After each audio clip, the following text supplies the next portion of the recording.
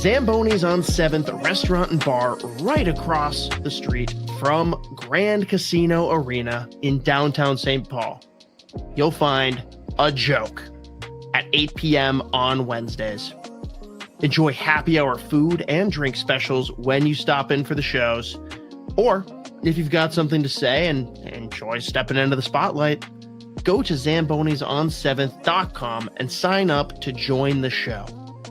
Spots fill up fast, and they do cap the number of comedians each week, so do not delay. Also, stay tuned for details on their once-a-month Friday night comedy show, Freaky Funny Fridays, beginning Friday, November 21st, featuring some of the hottest comedians in the Twin Cities. Zamboni's on 7th is a joke, but only on Wednesday evenings. And the occasional Friday. What is up, everybody? Welcome back to the Soderpod YouTube channel for yet another Minnesota Wild watch party, and they continue their West Coast road trip here, and they're taking on the Calgary Flames. Puck has just dropped. So let's get to it. If you guys are new to the channel, I host at least one watch party every single week, covering your Minnesota Wild. Knock on wood, we get Olympics. We'll talk about the rink later. We'll be covering Olympics if we get Olympics, and of course World Juniors before that. But anyways, let's focus our attention to this game. And I'm watching the Sportsnet feed right now, and wow, not used to it. I guess that's how you know I've been living in the States for a while now. But anyways, Flames have it right now. We are about 1 minute into this first period, ladies and gentlemen. Flames with the awesome throwback black jerseys with the flame horseshoe up the left side. Wild try to center. Flames pick that one off. What is a hot take? Hot take. You're full of them, so yes, of course. How's it going, by the way, brother? How's it going? Flames up the right side, spin back. Defense staying on him. And losing it at the blue line for a moment, getting back to send it around the boards. Almost had it in front of the net there, but good job of the Wild staying on the Flames. And the Flames end up losing the puck. Good job of the Wild defense pushing the Flame off the puck there, and it trickles down the length of the ice. Wild don't get the puck back, but they are going to change. No, not last time. Not last time. And I actually said that last time that I was the curse, but they ended up beating the Blackhawks. So I did say that if they would have lost to the Blackhawks, then I would 100% been the curse. But I think the curse was broken. The Penguins game was the last game I did before that, and oof, it was rough. It's first game of the season and the Blackhawks game. We'll see. You know, at the end of the season, though, hot takes. Like, I'm probably going to be under 500. Definitely going to be under 500. 17:56. Flames bring the puck back into the Wild zone. Again, defense playing good, separating man for the puck, but the Wild can't really get anything going offensively. Battling in the neutral zone here, and a great move. Here comes the Wild. Shot. Back to center. Wild dump it in. Wild looking to try to set up here, but nice hit by the Flames. Puck trickles out at center. It's a foot race here. Great job by Spurgeon for knocking that one back, and the Wild can actually get some going. Middleton back to Spurgeon. Spurgeon sends it up the left side. Wild are going to chase it, and Flames get it back. Rasmus Anderson with the Flames up right side shot and saved by Gustafson. We're going to have a whistle. I think if we lose tonight, you might have to call it quits so we can win a cup. Unfortunately, you have to take that up with Hoppy because I am contractually obliged to do this. So you tell Mateo to friggin' do it because we've encouraged him. He just doesn't want to show his face on camera. I told him he doesn't even need to show his face. You can get like a cool Wild graphic for him. Or like a Who's Nadinov graphic. Good to see you too, Hot Takes. Good to see you too. But yeah, if they lose tonight, then maybe I'll just tear up the contract and be like, fuck this shit, I'm out. Face off to the left of Gustafson. 2 shots to the Flames, 0 for the Wild thus far. Let me bring up the stats for you guys here. What is up, Anthony Edwards? GOAT. Boldy deserves an all-star spot this year. Absolutely. I think he's been, like, obviously Kirill, the points are there, but I think Boldy's been the best player for the Wild this year. Most consistent player, anyways. Because where Kaprizov made up for some of his mistakes early in the season by at least eventually getting a point in the game. Boldy, there's not been a lot of blunders in his play all year.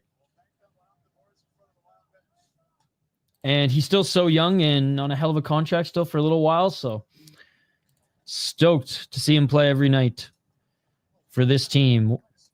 Wild up the left side. And again, can't really get anything going. The Flames are just plugging up their blue line and neutral zone. As soon as the Wild get back in their zone, just throwing bodies around the Flames, but they lose the puck in a shot screen in front of the netminder. Nice pass, center shot. Beautiful save by Wolf. Dustin Wolf, by the way, back in there. What a save. To me, Kirill looks lost out there 6% of the time. I don't know if lost. I just think he just wants to dangle out 3 guys like he's at the Olympics again. 15:41. Dude, it's such IOC bullshit to not have a freaking ice ready. Friggin' 2 months away from this thing. It's insane. And then it's going to be smaller than international ice. And then it's going to be smaller than NHL ice. It's so nuts, dude. So nuts.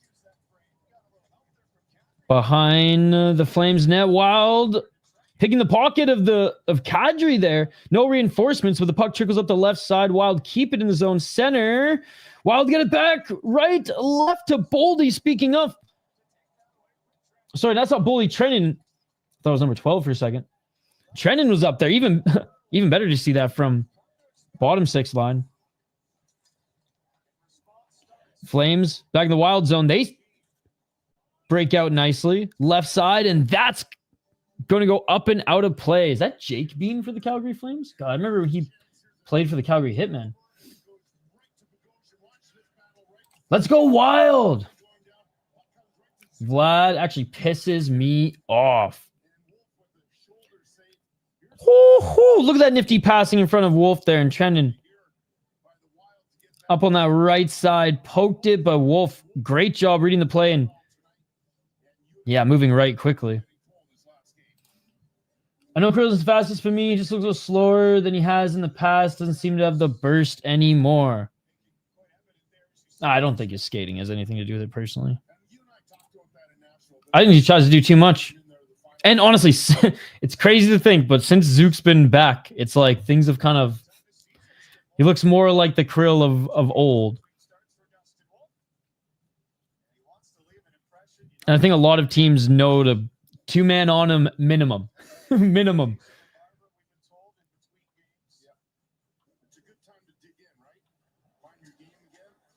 Flames end up with the puck. They send it around the boards. I don't think Vladimir Tarasenko is going to be with the team much longer. Brett suggested straight up waivers, which, I mean, they got him for nothing, so whatever. But if you could get like even a 7th round pick, 6th round pick, I don't know, for some team who just needs a fucking shakeup. It's not like he's played well enough to have any value, but maybe at this point it's just like, all right, we just need different bodies in there because it just ain't working in Minnesota. We are going to have a face-off in the Flame zone. Looks like the puck went right. Oh, no, actually, did Uyghur keep it in? I don't even know what play they were showing there. Shots 3-2 now for the Wild. All right, face off to the right of Wolf. And the Wild come away with it. Blue line. Back to the right side. Faber. Faber shot and through a friggin' lane too, but Dustin Wolf covers that one up. What was your opinion on him getting put in on the Buffalo game in the shootout? I mean, I think that just kind of proved that it's like, all right, you can't even do much for us there, where other guys have been more reliable than, like, you know, we've given you every opportunity. And, like, hasn't looked terrible on the power play, but it's like they don't need him on the first or second unit. I would have thought Eck instead of him. I mean, historically, he's had a good shot and okay hands. I don't know what his shootout like record / percentage is. Shot by the Flames, tip, but that's nowhere near Gustin. That goes way left. And Wild get it back up the right side, but the Flames steal back. Flames back to center. Nice little nifty pass there, but the Wild crowded that passing lane. And shot from a bad angle. Wild with it.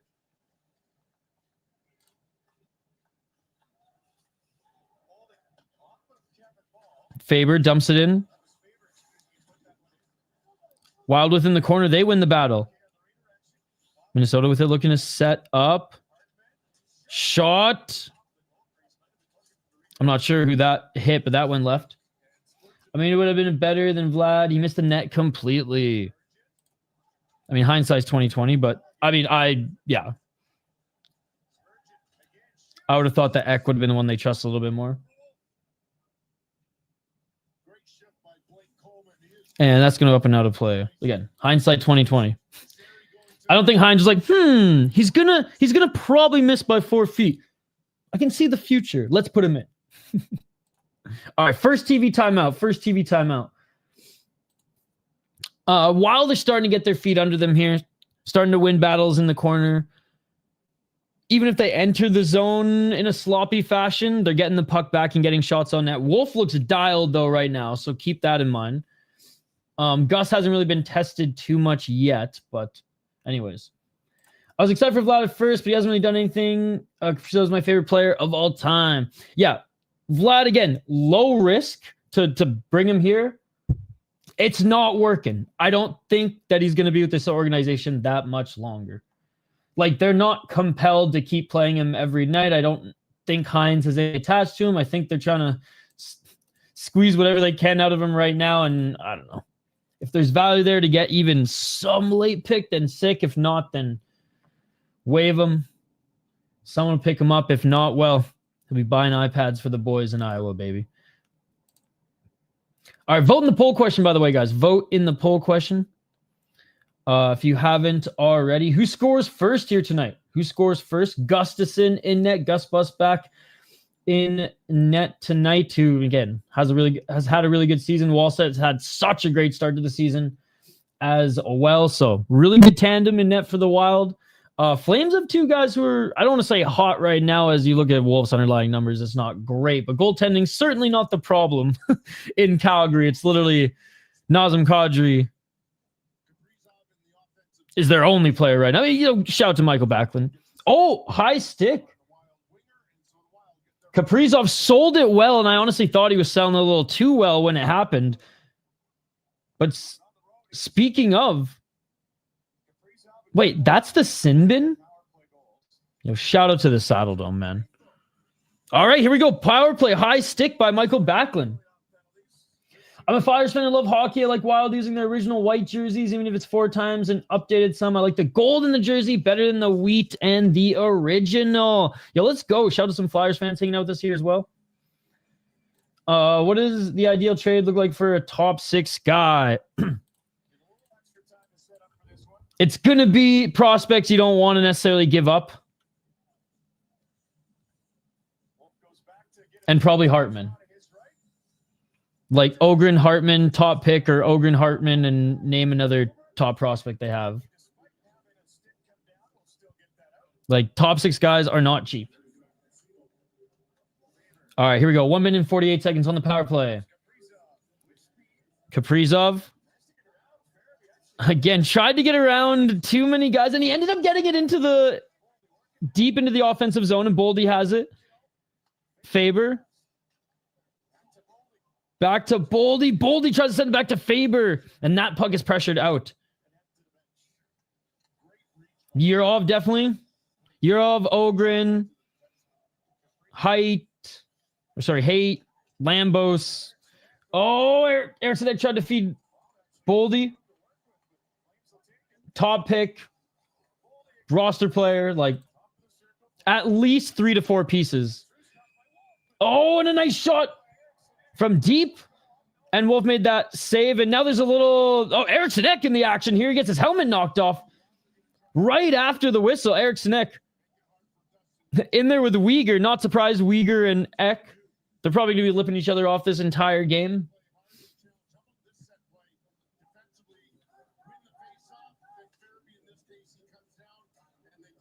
I'm trying to see what kind of sparked that. But a nice shot by Boldy, man. Again, Wolf able to find the puck through these... Yeah, Uyghur with a little shove, and then a little shove high. Man, Ek takes so much abuse. He takes so much abuse. Little high cross check there.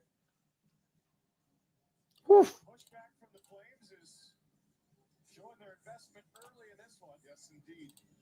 All right, face off to the left of Wolf. And the Flames win the face off, send it up the right side, but the Wild get it back. Left side. Zuccarello. Corner, back to Zuccarello. To Faber. Back to Zuccarello. Left side. Kaprizov to Zook, top of the circle. Back to Kaprizov, who's at the blue line now. Just tried to send a shot up through center, but that's blocked. Kaprizov at the blue line. Now up the left side. Kaprizov to Boldy. Back to Zuccarello. They're moving the puck well here, but Zuccarello looking for a shot. Back to Boldy. One-timer, and damn, how did Wolf save that? Rebound to the right, and the Wild still have that 20 seconds. What a shot by Boldy, man. Faber's shot up the center, and another save by Wolf. Boldy with it. Left side again. Good movement here on the power play. 2 shots here as well, but a shot, pass it, center shot. Wolf makes the save again. Dude, Wolf is dialed tonight. He be howling, ladies and gentlemen. He be howling. It's not even a full moon yet. Oh my goodness. Yo, that wasn't a bad power play by any means by the Minnesota Wild. That was just the Dustin Wolf show, baby. That was just the Dustin Wolf show. There were some really good opportunities.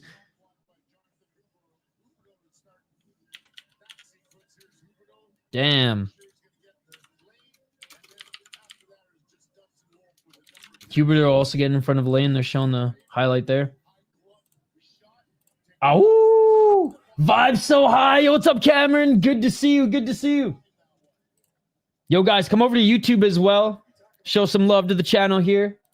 But what's up, Cameron? Good to see you. Hey, what's up, KQ? They should add the Frost to Hockey Day Minnesota too, Jake. That would be awesome, actually. I'm surprised Zach didn't get a penalty called on him. He could have get stabbed and he'd still go to the box.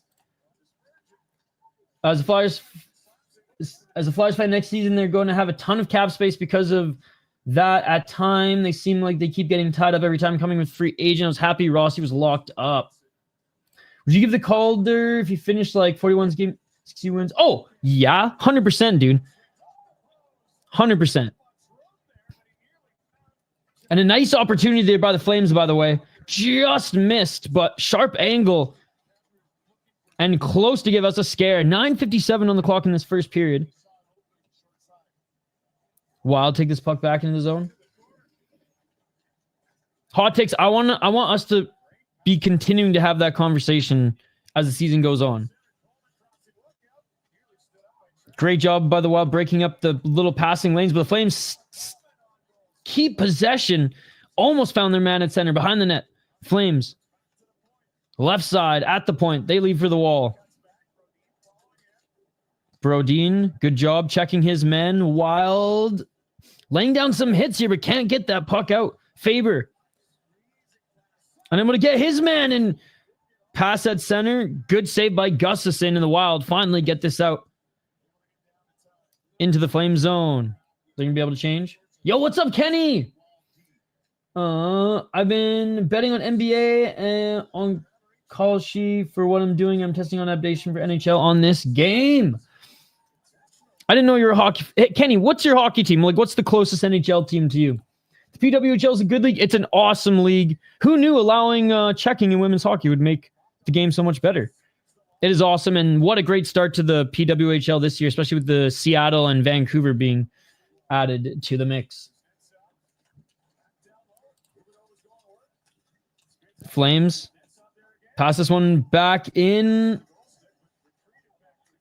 I don't know. That must have been onside. That must have been right up above the line there. But anyways, doesn't really matter now as the Wild chase the Flames back into their own zone. Wild have it in the neutral zone now. Short little pass up to Johansson. Johansson loses up the right side. Battling here. Pass at center doesn't get through. Bouncing puck, and that's going to go up and out of play. No sports, only watch MMA. Haven't even been watching the basketball. Just trade it. Got you. Oh, did that hit the post? Damn, short side right corner on Wallstedt. Or sorry, not on Wallstedt. I'm just used to calling Wallstedt now. On Gustafson. But I think I can do similar NHL, NFL, mentions markets, and a couple other smaller sports or video games. All right, second TV timeout, guys. Second TV timeout. And again, what a start for Dustin Wolf, man, for the Calgary Flames. Absolutely robbed the Wild on at least 2 of those 3 chances. All right, keep the comments coming. Don't forget to like the video, guys, or the stream. And if you're watching on Twitter or Facebook, consider coming over to YouTube just to even show some love by subscribing and saying what's up. Most of our chat is from the YouTube chat. But if you see us on Twitter, let's go. Oh, man. Every night we're seeing great NHL fights. Curtis Douglas and Boko Imama right now. Or I guess threw down a couple hours ago. I didn't watch the game. Tampa and Pittsburgh. Here, I shared it in the chat.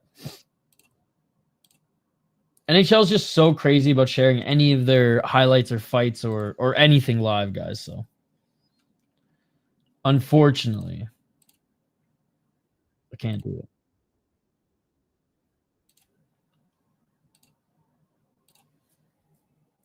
Honestly, I think the Wild score first here. I voted Wild on my City Life account.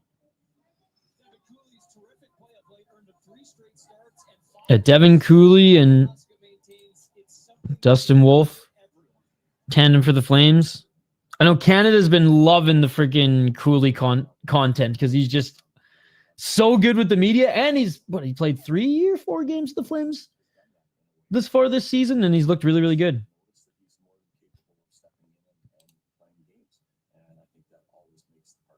And I'm watching the Sportsnet feed right now, so these Flames jerseys are so sick. And again, I know it's all black jerseys look dope, and it's true, but man, I wanted Calgary to score first to get a good price on Minnesota.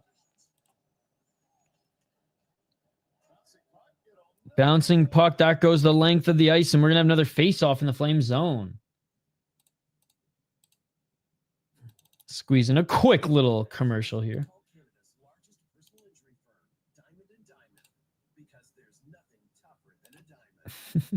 It's so funny seeing all these Canadian commercials that I was like used to watching when I watched NHL hockey in Canada a few years ago. Now I'm just used to the ESPN, TNT, and I don't even remember. NBC Sport? Or FanDuel Sport if you're a Wild fan.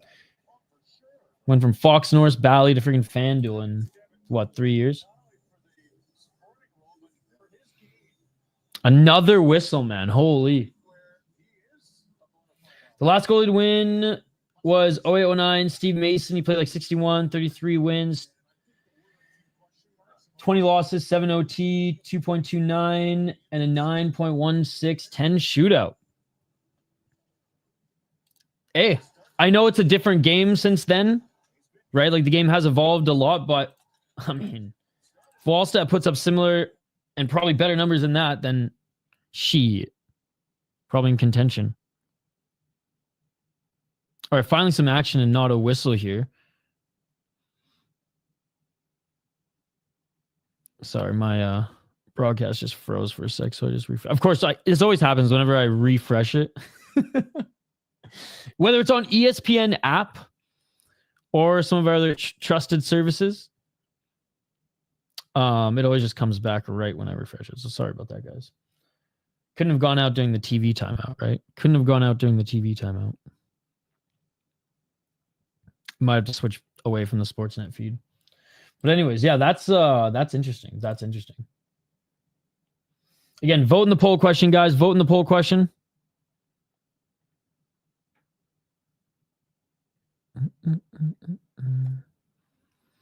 Shots right now. I think the Wild actually come back in shots here. Yeah, 8-4. And where the Flames are actually throwing the body around early, the Wild have started to answer a little bit more, especially in their own zone, especially in the corners. And honestly, Trennan's line as well has been pretty noticeable. Brodin, good job taking the body as well. And 6 minutes and 49 seconds on the clock. Wild come up through center. Left side. Pass. That's broken up by the Flames. I voted purely out of bias. That's okay. And shot. And that goes wide. And, we have an injured player.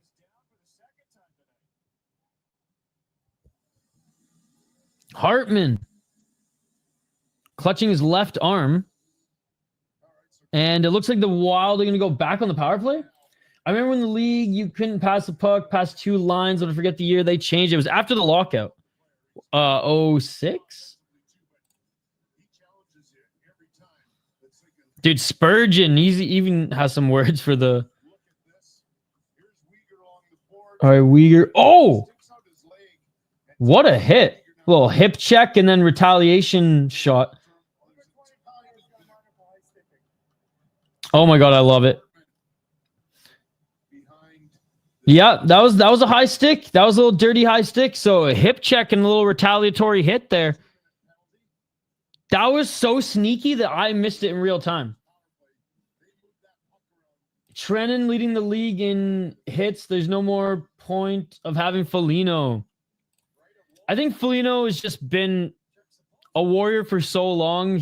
I think he's just always hurt. I think he's always playing through stuff. And if there's no offense coming from him there, shit, I'll take the guy with speed who can hit versus maybe the more offensive upside with the Foligno who is aging now. And the Wild got the best of Foligno. Like his best seasons were with the Minnesota Wild. So I don't fault the guy. He's been a fucking warrior for this team. 1 minute, 37 seconds on the power play. Yo, shout out to my friend Yagan Rodriguez again on Facebook. What a beauty. Oh, okay. So then after the year after the lockout. So what did I say, 2006? And the Flames doing a good job of keeping the Wild out of the zone. And shorthanded opportunity. 2-on-1. Flames. What? Not even a save, but a defensive opportunity or a defensive. I don't even want to say an opportunity, just crash in the net there. Wild player goes down to block that shot, but that shouldn't have never happened in the first place. Great first power play for the Wild, but so far 1 minute into the second one, it looks absolutely atrocious.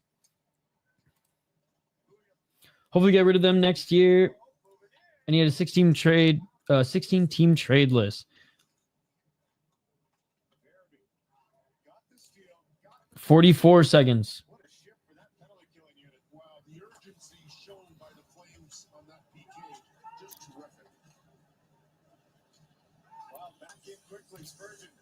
Great job by the Wild getting that puck in quickly and into the corner. Trying to set up here, but again, good defense by the Flames. Zeev Buium with it. Right side. Pass. And Johansson's stick broke on the one-timer, but Johansson's still at it. Playing a little soccer here as he keeps that puck into the corner for one last opportunity, but unfortunately the Flames get it and send it back. Hey, good effort after a broken stick. Literally getting the puck to his man in the corner. Playing a little soccer. Zeev Buium. Oh my God, Zeev Buium into the Flame zone, gets tripped up, and another. Is that Jake Bean, right? Jake Bean trips up Zeev Buium. And the Wild, man, the hockey gods are on their side in Canada right now, giving them yet a third opportunity. Hey, what's up, Ryan? Good to see you. Good to see you. Yo, Ryan, come over to YouTube as well and show us some love. By the way, guys, Ryan Stieg, your beat writer and giving you all coverage for the St. Tommies. Which, goddamn, man, such a new program, and they've been doing so well in the last few years. So, shout out to Ryan and the boys there. Always fun hockey to watch. I've yet to go to one of the games live, but I hear they're awesome. It's actually not. We went over that yesterday on Wildly Informed.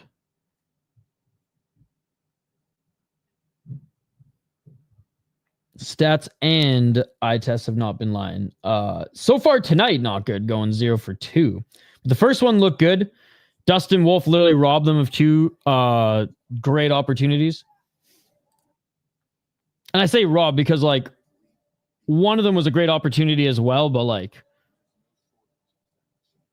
2 of those should have gone in. What is Calgary doing? I know. Playing a little dirty.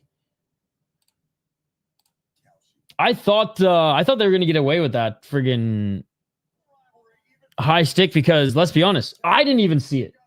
In real time. All right. And Gaudreau with the tripping call.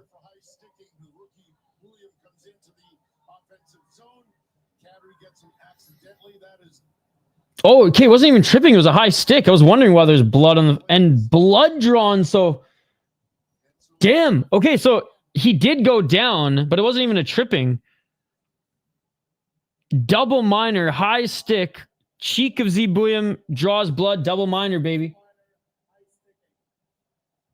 If they blow it here, hot takes, we're just flipping tables and I'm ending the stream. That's why I was confused. I thought it was a trip. I thought it was a trip too, but because he did go down. But he went down because he got freaking high sticked in the face. High stuck? All right, here we go. 4 minutes for the Minnesota Wild.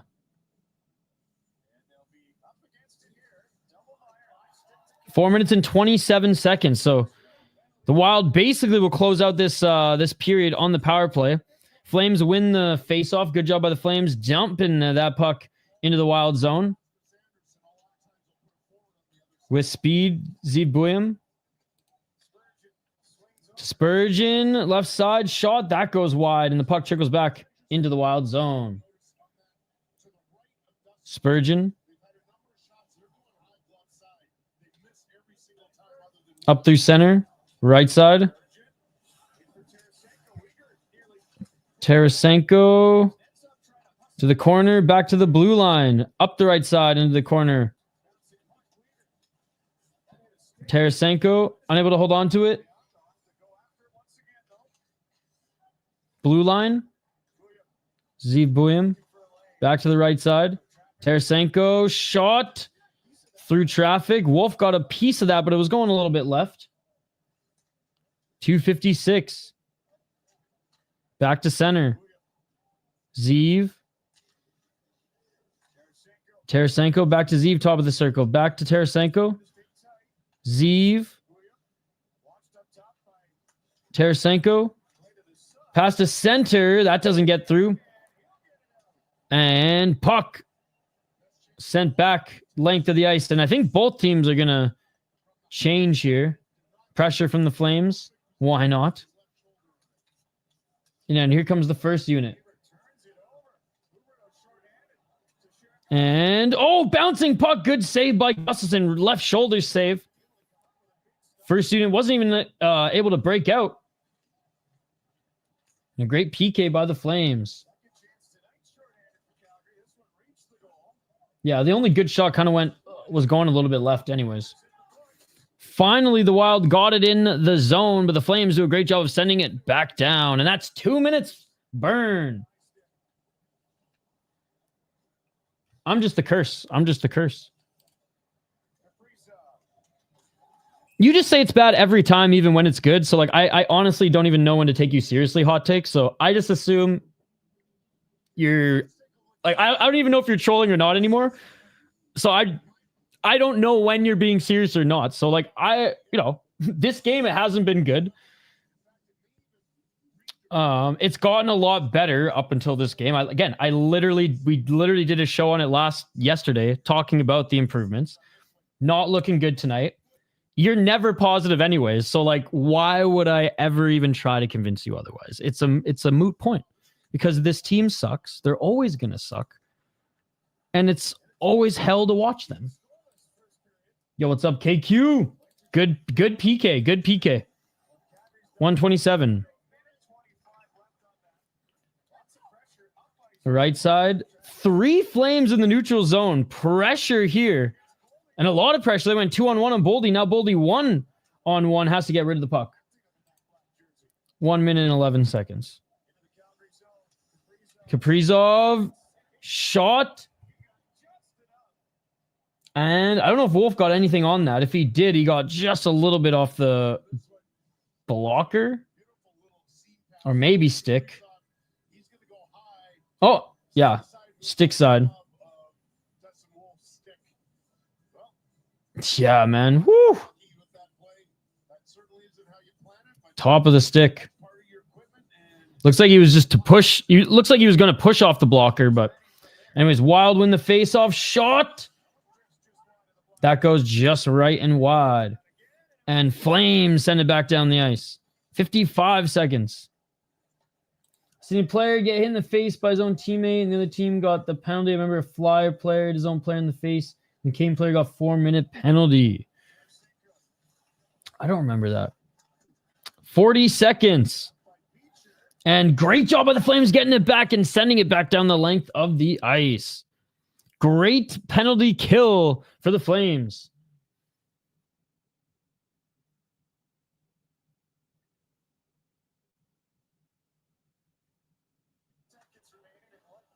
$20 seconds remaining in the power play. Only 50 seconds remain in this period. And if anything, Flames got momentum, killing off all these power plays. Ooh, and again, the Wild can't set anything up, and the Flames do a great job sending it back down the length of the ice. Power play for the Wild. Quiet here tonight. Dude, you're never positive ever about anything. Not that this team ever gives us a reason to be. I'm just saying. So, like, I'm never going to take you seriously. Wild, one more opportunity and unable to get that tip. Final seconds.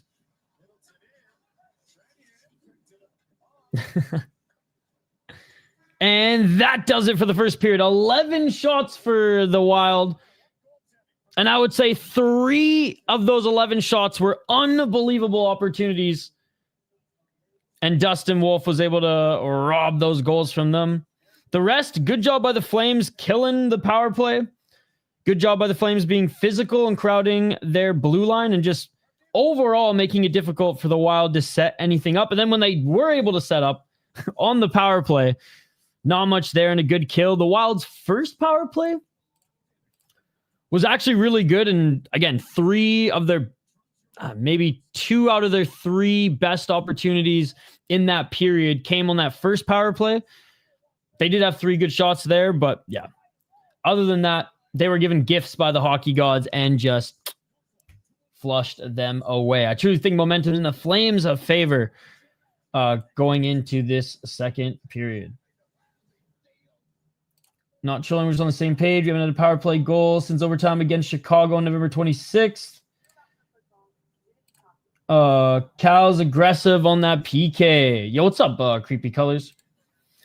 And yeah, that was just an aggressive PK all around for the Flames. And it's like they were just in, like, excuse my French, but fuck it mode. Frustrations boiling over 5-on-5. Frustrations boiling over on the PK to the point where they're like, whatever. We'll cheat a little bit to try to push it to the neutral zone if we have to. Especially since their goalie's been absolutely crushing it. Gun-toting Granny, it's good to see you. Good to see you. Yeah, weird period, guys. Weird period. How I kind of summarize it was the first about 5 minutes or so, kind of sloppy, both ends of the ice. No one really able to set anything up nicely. Flames were a little bit more physical early on, then Wild started to really start laying down the hits, really starting to separate their men from the puck, especially Spurgeon, Brodeen on the back end in particular. Just got a little fire into their game here tonight. After that, obviously, Wild looked good on their first power play attempt. Didn't get any goals, but looked like they were coming soon. Honestly, I thought the Wild were going to score after that in the first period, whether they got another power play opportunity or not. Flames started to come back a little bit. Few opportunities here and there. Good, I would say, job when they were able to get some turnovers. Obviously didn't capitalize on them, but were able to get some good shots off. And then their penalty kill looked really good as well. And that's when the Wild just weren't able to get anything done for a good chunk of that period, which was up a man. So interesting way to end it. It seemed like for most of the period, like the Wild were the better team. But you got to give credit where credit is due, that Flames PK, especially the second one and then the double minor that they just killed off. I've been good, man. I've been good. How are you? I am going to the LFA event. I think it's next week. By the way, it's either next week. Yeah, next week. Or is it in January? Sorry, maybe it's in January. Anyways, I'm going to the next LFA event. It's either next week or it's the first week of January.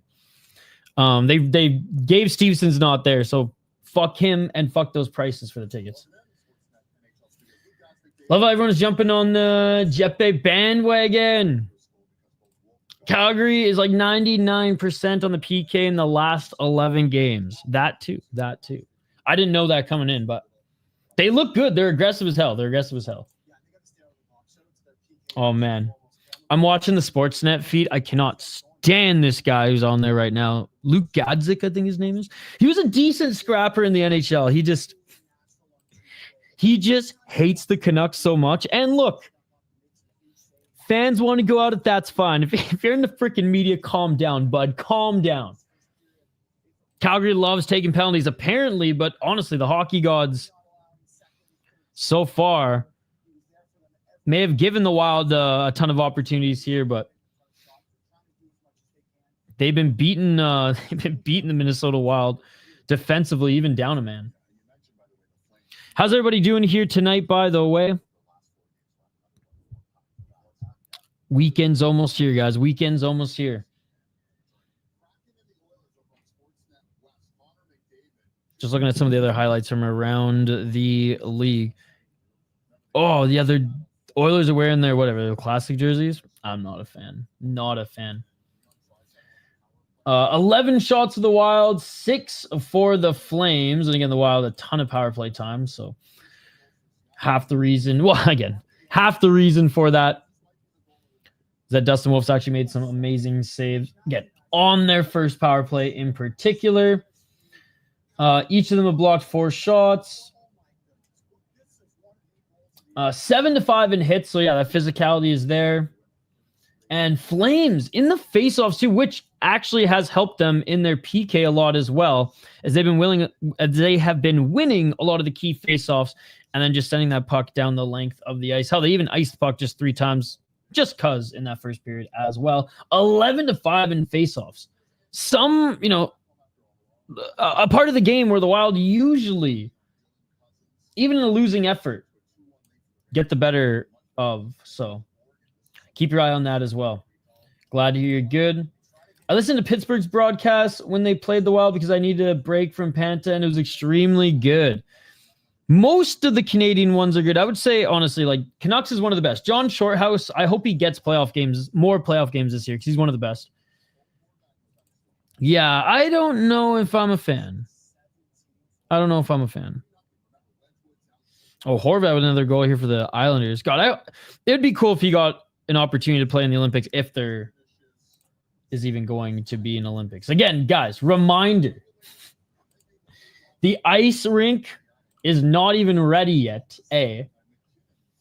And B, the ice quality is said to be not up to IHF par yet, let alone friggin' NHL par. The rink isn't even going to be IHF size. It's going to be friggin' smaller than the NHL, which is absolutely insane, guys. Absolutely insane. I really hope they don't fuck it up, man. Like, of course, the year that NHL players are set to return to the Olympics, it's in Milan. You know, like it's not in just some cold. It's not in like Finland. It's not in some cold nation. I'm knocking on wood, man, but it's 2 months away. Well, I know that honestly, dude. I would say we're more in that category than not right now. And it's gonna be the NHL that goes, IHF, this is your fault. You should have been on the IOC because the NHL is offered to send consultants. The IHF is wanting to get involved in the IOC, being the fucking IOC, is just being like, no, we got this, ego through the friggin' roof. Yep, we talked about that yesterday on Wildly Informed as well, guys.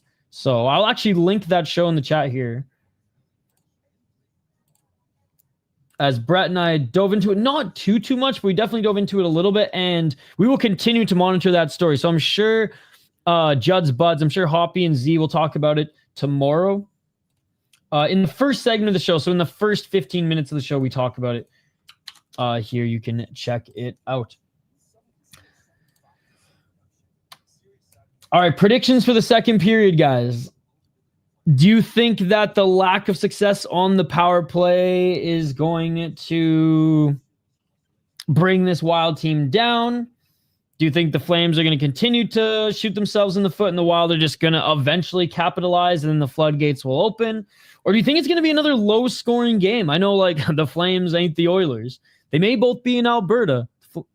Calgary may be the far superior city to freaking Edmonton that still looks like it's in the grunge days of the 90s with all that oil money. Friggin' Edmonton, you could make your city look a little bit nicer, but I digress. Calgary, awesome city. Lived there for a few years. One of my favorite cities in Canada. But yeah, let me know your predictions for the second period. All the money is being sent to the mob to complete the ice, right? I mean, at this point, if I was Gary Bettman, I'd be sending cash money to all the Italian mobs to get that shit done. It's funny to think some park rinks are in better shape in this state. Dude, I know. Shit, man. The old rink I used to skate at back in New Hope was nicer than that.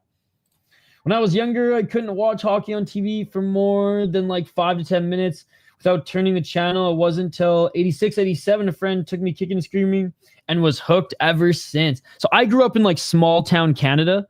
So I grew up on BCHL, WHL. I've seen it all.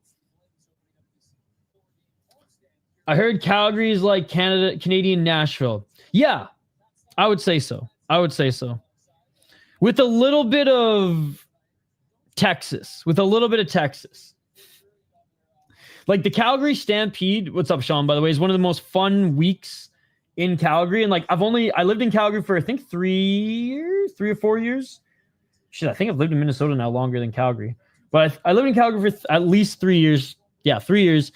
And I only went into Stampede grounds once, like the first year I was there. Other than that, I would just go downtown to like certain bars or certain like music clubs and stuff like that, because it was just bumping and so many international folks would come travel for it. A lot of Swedes, a lot of Finns, just a lot of Scandinavian countries as well. It was a time. Facts. And hey, if you have not gone to the Saddle Dome yet, get your beers there before they go. The Dome Foam / heroin beers, they're going to be gone. They're going to be gone, man. They're going to be gone. So if you have a chance to go to a friggin' Flames game soon before they knock down the Saddle Dome, get your Dome Foams. I'm telling you, two will be enough. 2 will be enough. I don't know what's in those pipes, man, but they fuck you up. I was lucky to grow up when the Wild played on regular TV. Yeah, now, since I've lived in Minnesota, it's been on Fox Sports North, Bally, and now what is it, FanDuel? You guys got one more season to get your friggin' Dome Foam fix on. I will never forget passing out at an Iron Maiden concert on 4 beers. And I was like, it's fucking Iron Maiden. Luckily, I only missed like 2 or 3 songs. Someone woke me up. I was like, are you really asleep at an Iron Maiden concert? And I was like, Dome Foams. They're like, bro, you got to pace yourself when you're at the friggin' Saddle Dome. I was warned, dude. I was warned. Look it up. I ain't pulling your guys' legs. All Canadians know. Yeah, the heroin beers, right? Exactly Exactly that. I lived in Calgary. I went to a lot of concerts there. In the years that I lived there, I saw Iron Maiden, Megadeth, Santana, Rod Stewart. I want to say, like, I think I saw the Pink. I either saw the Pink Floyd Experience. No, Mac Miller. Yeah, it was a good time. It was a good time. Fox Sport North was a regular TV station back then. Damn.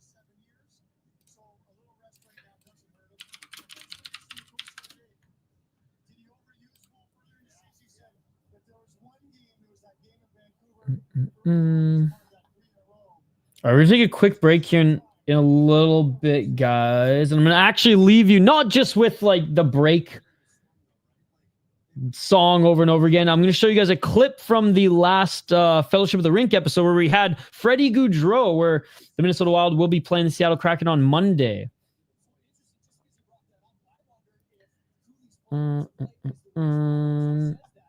I guess LFA is taking a break until the New Year's, so it must be the first week of January.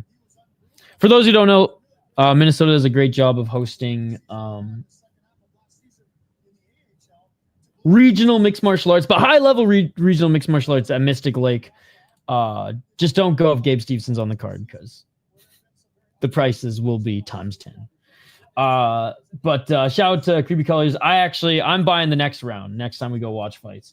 In the early 80s, mostly just got my home team Flyers. I live 45 minutes from Philly Sports Complex Arena. It wasn't until after I started watching NHL more games being put on TV back then. Man, and like Philly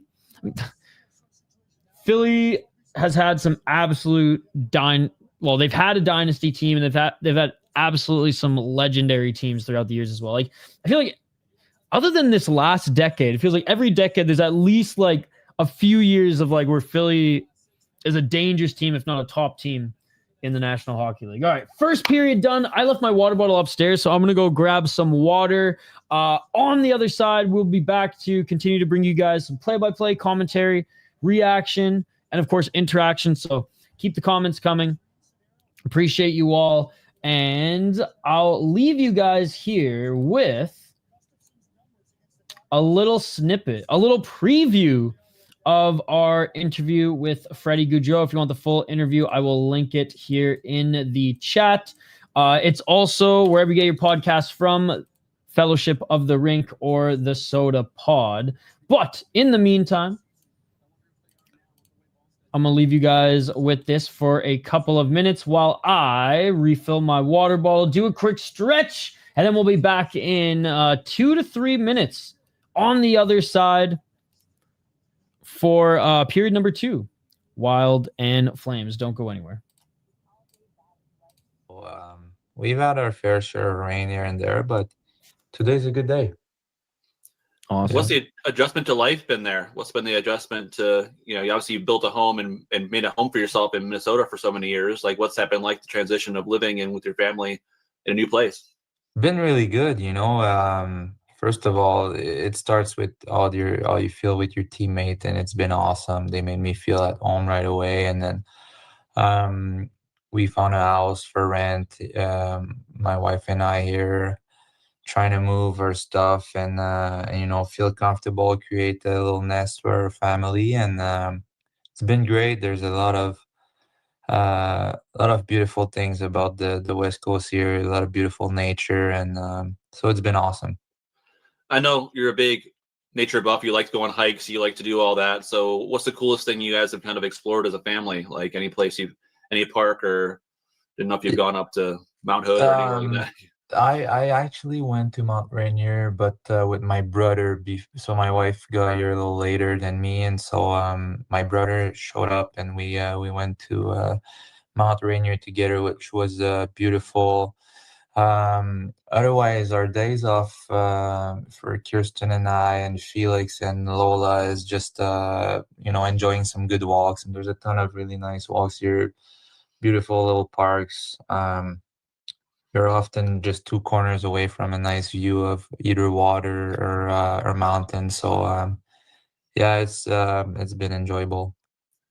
Now, you know, the name of the podcast here is Fellowship of the Rink, and that's a stick tap to Lord of the Rings. So we have a fandom of that. And I wasn't sure, are you a Lord of the Rings fan? Have you, I don't know if you watched the movies or read any of the books at I all? watched them a while ago, but I'm not a super fan. No, What's I've kind of enjoyed it, but I'm not a fan. No. what is your your nerd itch? What's kind of a fun hobby or something off the ice that really, do you collect something? Do you a certain book series or a TV show or movie series you're into? Like, what's kind of a Not really. I'm more just sports, outdoor. I'd say now my time is all family time. That's what it is. I try to soak in as much moments with my son as possible and play with him. He starts shooting the stick around a little bit, and he wants to go in the basement and play. And we're just having fun together. That's more how I spend my time right now, and it's what makes the most sense for me. But there's nothing really, I would say, with collectioning anything or I've never really been that way, really, but yeah. So a lot of knee hockey then, right? You're playing knee hockey. Yeah, a lot of knee hockey lately. Yeah, he's got to learn. He's got to learn that it hurts when you swing somebody, because now he's just going hard, So we'll teach him. We'll teach him that what a slash is and ice stick and stuff. He'll learn that eventually. Not like the movie Slap Shots, okay? It can't be all like No, like that's the old days. The rules have changed. I saw like online this Adam Sandler costumes the team wore. What character were you? I don't know. I wasn't sure where you were in that realm. Yeah, what character yeah, did you? it's normal. You didn't really see me. I had a big beard. We were Kirsten and I were both his caddies. So Kirsten Happy was Gilmore? Happy Gilmore's caddies. Yeah, I have the pictures right here. But yeah, so I don't know if you guys can see well. Oh but yeah. yeah, That's awesome. yeah. So we were both his caddies, and yeah, that was crazy. I mean, I've always been a big fan of his. I've always loved his energy. I mean, the guy is so funny, obviously, and I've always, I don't know, liked his energy. Felt like he was, even though he had all the success in the world, I feel like he had. All right, we are back, ladies and gentlemen. We are back again. If you guys want the full interview, sorry, I missed a couple minutes there.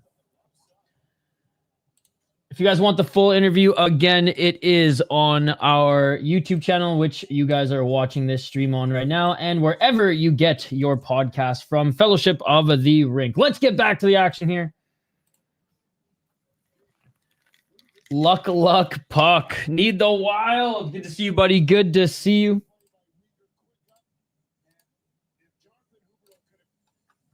Huberdeau has actually been a little bit noticeable here today. Blocking shots more than anything. How's it going? Easy money. Oh my God. Damn. Blake Coleman, injury on his right hand. It looks like his fingers cut or something. 18-23. Here come the Wild. Up the right side. Wolf plays the puck. Man, he plays the puck well. Corner. Trennan going to work. He's been pretty noticeable tonight as well. But again, when Trennan's the most noticeable player for the Wild, you need the other guys to step up. Still in the flame zone. Good job by Calgary. Get to the neutral zone. Nice passing place here. Left side. Flames hold it. Flames shot through traffic. High and wide. Wild can't slow things down to the neutral zone, and Bouillon gives it up. 2-on-1. Pass to the left side. Blocked by the Wild, and Gussing going to calm things down. What's up, almighty CJ? Great to see you, buddy. Great to see you.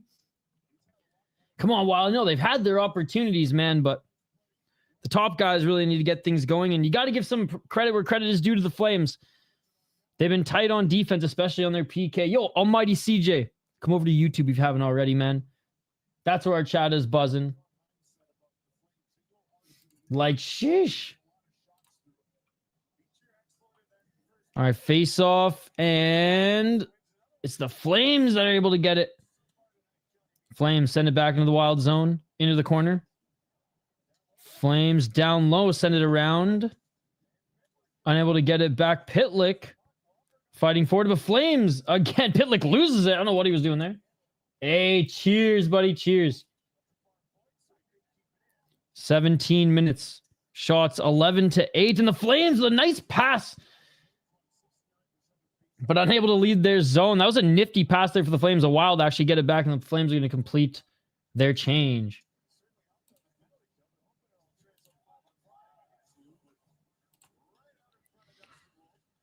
Good opportunity there again by the Wild. Little pass, but shot doesn't get past Wolf. Wild can't get the puck back through the Flame zone. They pass back to the... Well, they're just passing themselves in the neutral zone. Kaprizov can't get it over the blue line. Kaprizov cross ice. Wild finally over the blue line and dump it around. Wolf always is going to play it, it seems. Kaprizov can't get it, and this puck's going to go back down the length of the ice, and the Wild are going to have to reset yet again. Brodin with it.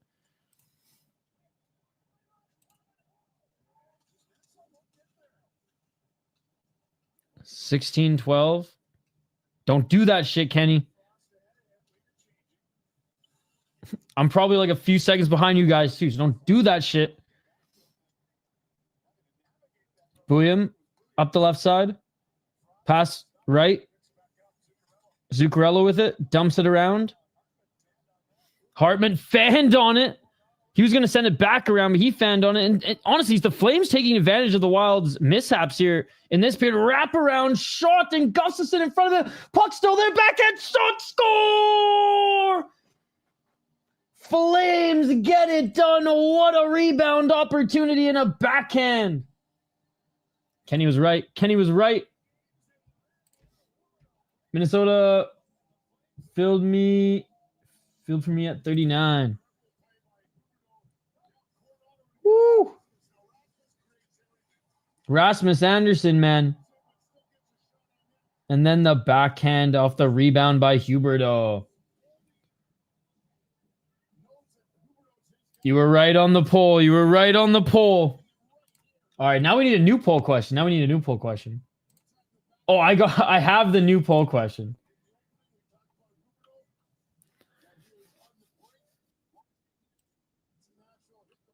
Hey, well, glad Huberdeau's, for the Flames' sanity, getting some points here. 15-31. At least I know I'm not super behind you guys. 15-23, and the Flames still buzzing here. The Flames with another shot. Flames still having the Wild zone. Blue line. Flames having in the corner. Wild trying to get this puck out, and they do. Wild battling in the corner. Eck loses it. Flames back to center. Flames, good job passing through center. Blue line, nice nifty pass up at the Wild. They're able to break that up. Minnesota get it over the blue line into the Flames zone, but the Flames get it back. Pass intercepted at center. Wild with it, lose it. But they're able to sort things out, and the defense are able to pass this one up into the Flames zone. Forecheck. And nothing there for the Minnesota Wild as the Flames are able to send this one back down the length of the ice. Minnesota with it. Trying to get out of their zone, but that was just a lazy pass by the Wild, and Flames are able to intercept. Flames back with it. Wild are able to push it back into the Flame zone, and Wild are going to complete their change. Hartman looks terrible as well. Yeah, he's looked not great in the past few games. And I do think he still has, obviously more value than Foligno, and I think teams will be able to... I think the Wild will be able, if they want, make a trade with Hartman. Wild don't score, they get the L. It was before the ESPN got hockey, then ESPN got hockey, then channel's gone away. All right, first TV timeout, guys. First TV timeout. And not like the... I said this going into the second period. I said it felt like the Flames were going to have the momentum killing off those power plays. And lo and behold, the Flames with momentum. Early pressure, early goal, and right after the goal, it's like the Wild have not been able to regroup at all. Great job for the Flames so far, guys. Great job for the Flames so far. All right, next poll. You know what? Fuck it.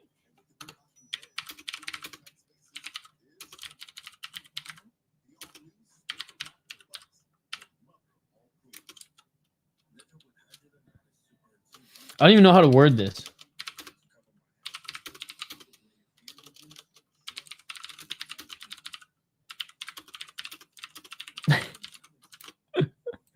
All right, here we go. All right, new poll question.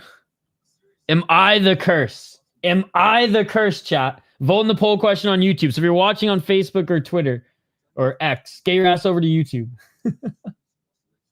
Am I the curse? We're in a TV timeout, by the way, guys. We're in a TV timeout. First one of the period. Smash the like button, guys. Whether you're a Flames or a Wild fan, smash that like button. Definitely a Wild focus channel, but we stream one Wild hockey game every single week. And now that we're getting closer to World Juniors, we'll have more World Junior coverage previews coming out soon here. And I'll be covering as many games as I can friggin' fit into my schedule. If I can do them all, I'll do them all. But obviously there's some overlap. But I'm going to do as many games as I can. Probably like 2 a day.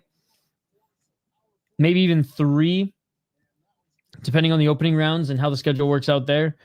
And then knock on wood, we got Olympic hockey with NHL players. With or without NHL players, we'll cover it. But still, it'd be a lot nicer if there's NHL players. But anyways, we are back at it, ladies and gentlemen. Shots out 12-11 for the Flames. The Wild have not gotten a shot this entire period.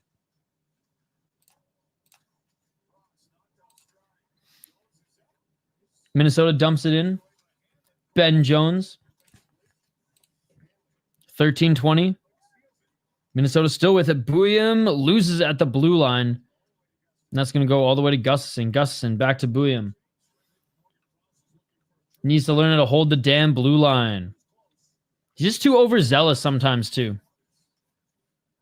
Where it's like he's not in the right position, or he's like not like completed his stride, and you like kind of cheat a little bit, and the puck will be behind him, and then loses it, and he can't recover quick enough.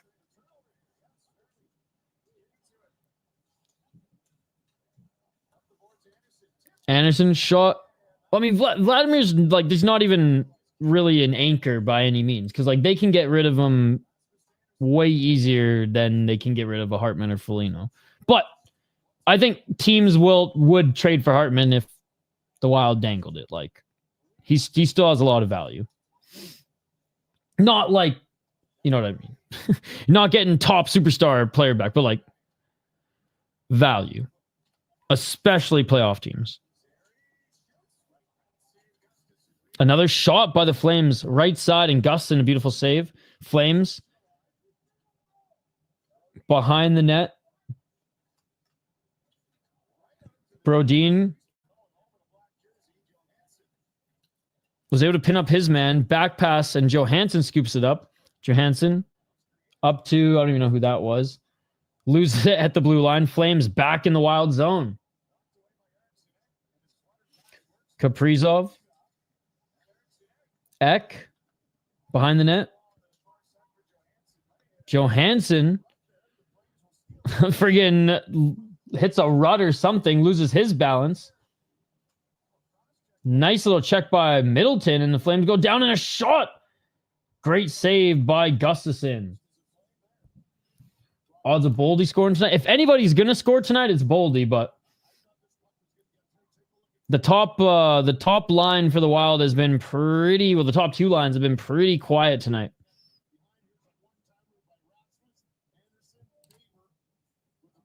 They're getting shut out. Still a lot of time left, but yeah, there just doesn't seem to be any offense coming from this team. 11-21. Still half a game left, though. Faber. Up the right side, sends it to Middleton, who dumps it in. And the Wild aren't able to... Oh, actually, they are able to get it back. Zuccarello. Boldy. Back to Zuccarello behind the net. Blue line shot. And Wolf with the save. Faber been shooting a lot more. And honestly getting rewarded as well.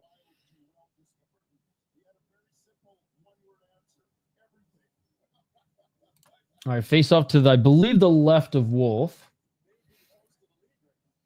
Ping pong, shimmy Jimmy.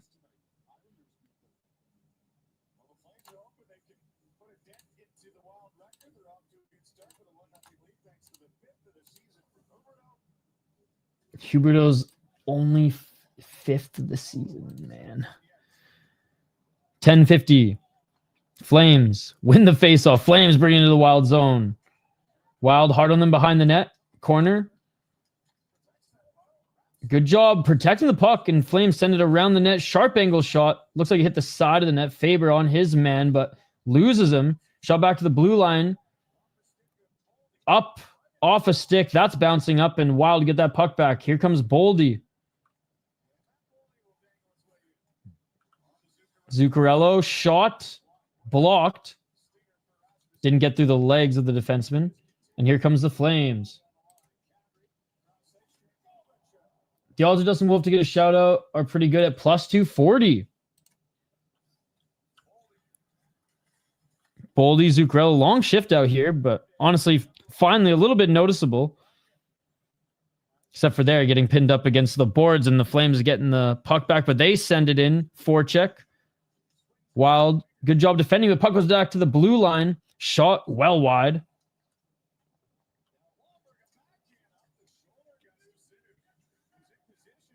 I don't even know what you're talking about half the time, Kenny.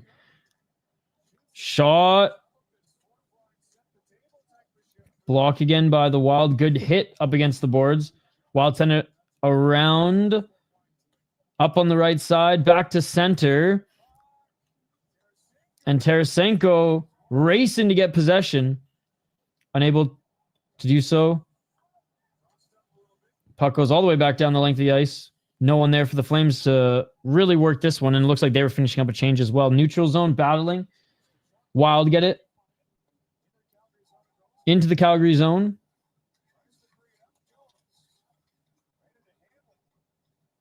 And losing it on the boards. Flames to center. Flames sloppily send it in. The Wild get it back. This is kind of like the first 5 minutes of the game where both teams kind of playing some sloppy hockey. Forecheck, getting it into the blue line, then sending it into the corner, losing it. Here comes the Flames again, but Wild hard on him. Interception, Minnesota, but then loses it, but then gets it back. Eck with it, left side, he dumps it in.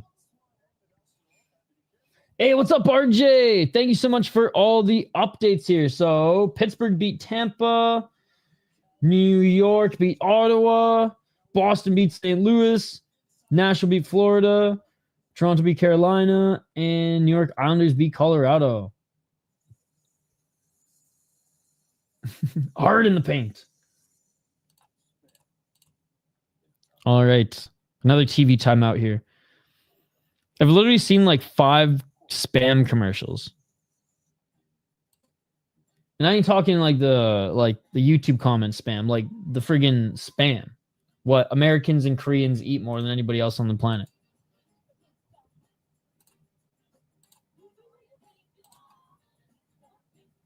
All right.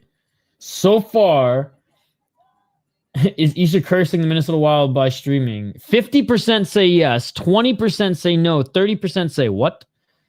Basically, out of all the games that I've covered live and done these watch parties for, the Wild have only won twice. They won in the Chicago game and they won in the first game of the season. Every other game that I've covered, they've lost. So I'm beginning to think I'm the curse.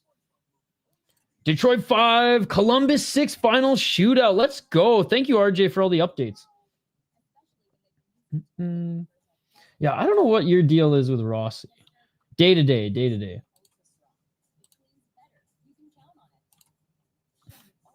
This is just Billy Guerin's burner account, guys. And it's where he just hates on Rossi. It's like, I hate that we re-signed him. He's such a piece of shit. He's a garbage hockey player. And he's too short to play the game professionally. I just went to watch the new FNAF movie. How is it?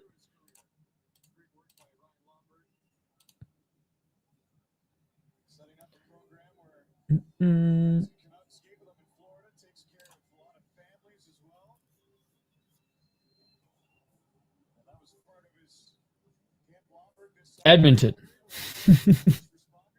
Seattle, Edmonton. It was awesome. All right. I don't even remember the last time I went to a movie theater. I'm trying to think of the last movie I saw. I want to say it was like Interstellar.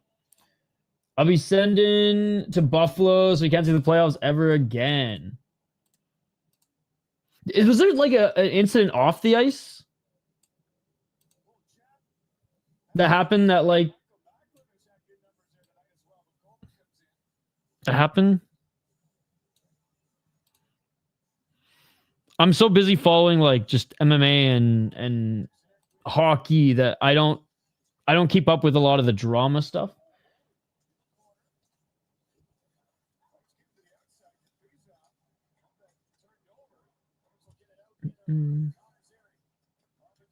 Okay, so you're just being a dick. I gotcha. And you ask why I can't take you seriously. Mr. Troll. I don't even think this guy watches hockey, to be honest. I think it's either Billy Guerin's burner account or it's Kenny Bigham's. That's what I'm convinced now. 740. I think he's you, to be honest, Kenny. I'm like 90% sure now. 7 minutes and 32 seconds. Yeah, I'm about 95% sure now. 723. I'm just going to ignore him. 716. Shot. Nice. Left shoulder save. And Gustin with a right pad save. Or blocker side, sorry. 705. Shot 17 to 11. 17 to 11. It should be 17 to 12 because the Wild did get one shot. On. Wolf did make that save with his stick. And I thought there was one more as well. So maybe it should be 13. But look, we're reaching here.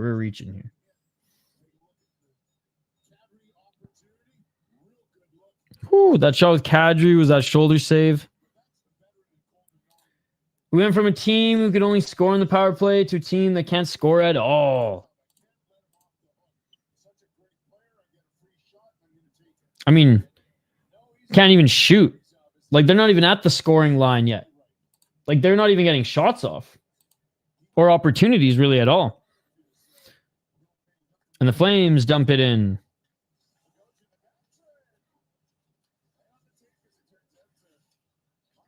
And Wild still can't get this one out.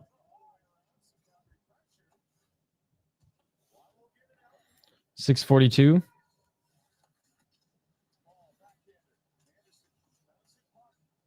Puck into the corner of the Flames zone, but puck pops out and the Wild with possession, but they're going to have to regroup. Up the left side. Back to the blue line. Zeev. Right side. Shot from the top of the circle. I don't even know if that got through. Looked like it was blocked. They hold the line. Pass. Too many passes, bro. Too many passes. I thought there was going to be a shot. There was a pass to the top of the circle on the left side. And then instead of shooting it, pass right in front of the net to try to get that tip in, which, again, Dustin Wolf has been blocking everything. But that was quickly corralled, and there was a whistle. Someone's getting a penalty by the looks of it. Let's look at the replay. Think we would go on Krill discount if we let him play out the year. You're crazy, dude. Again, you're just trolling. I don't even know why I'm reading your comments. Woo! I guess you know what? The tip was maybe the good move because that almost went up over Dustin Wolf, but no penalty. Looks like he got whacked in the head on the follow-up, but it wasn't bad. But anyways, we're back at it. Shane Pinto's out of the game for lower body injury. Damn. 5:45. Wild able to keep this in. Another tipped opportunity saved by Wolf. 5:33. Wolf covers this one up to his left side, and there's going to be some words after the whistle.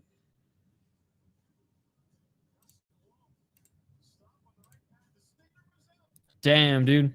That was a good opportunity. Honestly, could be a 1-1 or even 2-1 game if it wasn't for Dustin Wolf, but like those are the only good. I say there's 3 good opportunities in the first period. Convinced 2 of them could have gone in if Wolf wasn't friggin' dialed. And that one was damn close. But other than that, it's like the only sign of life that we've seen from this Wild team has been in like the last like 4 minutes or so. And it still ain't much. Guys. TV timeout here. If you guys are watching on Facebook, if you're watching on Twitter/X, consider coming over to YouTube. We cover one Wild game and host one Wild watch party every single week. When World Juniors arrive, we'll be covering as many of those games that I can fit into my freaking schedule. And knock on wood, we see Olympic hockey, or at least we see NHL players in Olympic hockey. We'll be covering a lot of those games as well. All right, let's take a look at the poll question, guys. Is Isha cursing the Minnesota Wild by streaming? 48% say yes. 29% say no. 24% say what? So again, taking a look at the landscape of watch parties we've done so far this season, I had to take like 1 week off. So it was like a 2-week span, but I had to take 1 week off of it as I was filling in for Hoppy as his second son was born, and he was away for a few weeks. But all right, so going back. So we did the first game of the season, beat the Blues, lost to the Capitals, lost to New Jersey, lost to the Penguins, beat the Blackhawks. So there's one, and so far not looking good against the Flames.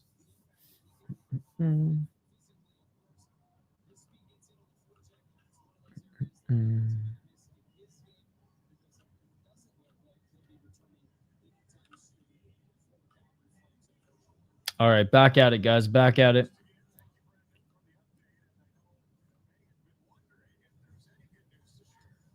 Face-off won by the Wild. Shot. Blocker stop by Wolf. Rebound. No one there to get it. Bodies in front of the net. Poking at it. And finally we get a whistle. I think Wolf was able to cover it up there. Probably have the same unit on. Kaprizov, Ek, Boldy. Same amount of points. If Krill wasn't an empty fiend. Why is it every time we face the Flames, they seem to outshoot us hella? In fairness, they weren't outshooting them going in to the second period. But a lot, the Wild did get some shots off. Not a lot, but they did get some shots off in their first power play they had in the first period. And that's where most of the advantage came from. But this second period has been pretty much all Flames. Other than the last 3 to 4 minutes, the Wild have started to pick up a little bit here, and we have another face-off. Wild win it, but they send it behind the net. Flames pressured into the neutral zone. Middleton holds center ice, but only for a moment. Wild aggressive here again as they get the puck back. Eriksson Ek, right side, 2 on him. He sends it into the corner. Boldy unable to get his opponent. He goes off stride there. Middleton doing a great job, but puck behind Gustafsson.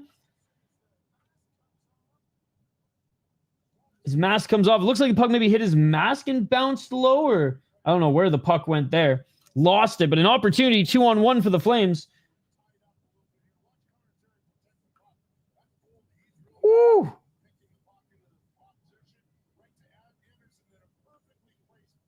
Yeah, dude, Flames making freaking...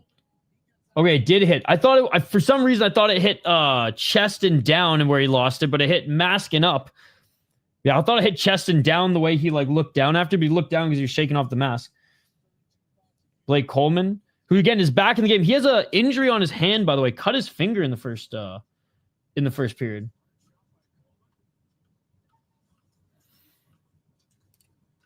Fair enough. Fair enough.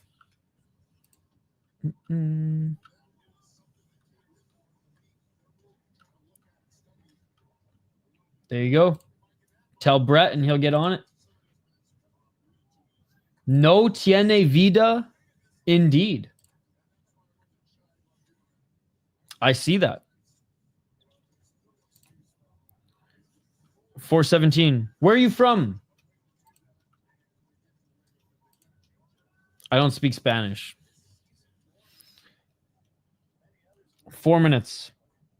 Wild. With a wild freaking cross-ice pass that goes to nobody, and Flames get it back.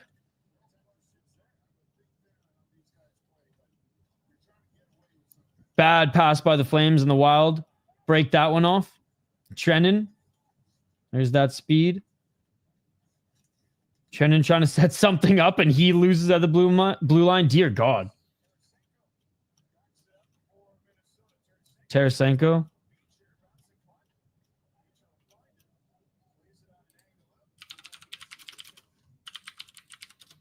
.330, and we're going to have a whistle.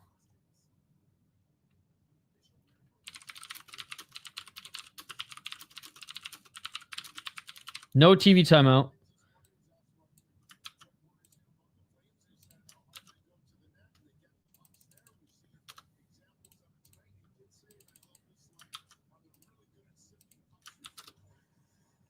All right, face-off won by the Wild. Left side. Back to the blue line.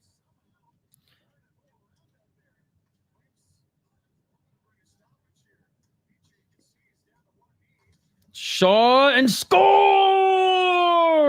I don't know if that was tipped. But a shot from the freaking blue line. I don't know if that was tipped and went right past the glove of Wolf. But you know what? Trennan, he's been the best player for the Wild tonight, and I'm glad to see that he was rewarded.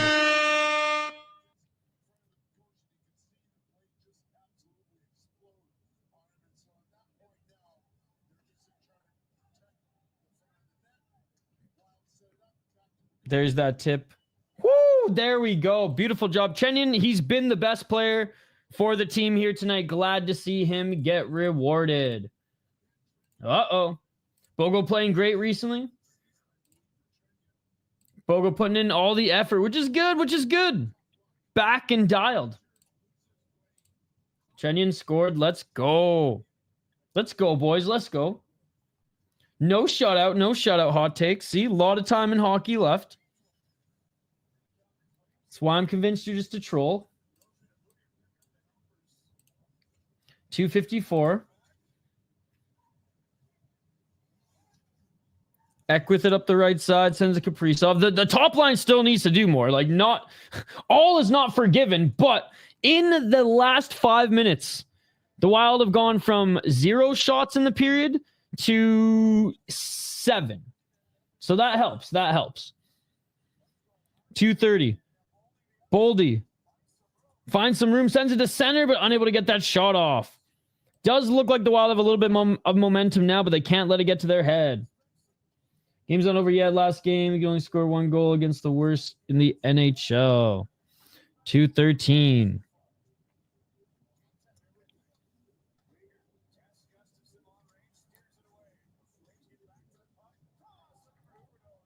Flames send it cross ice, looking for Huberdeau. Shot.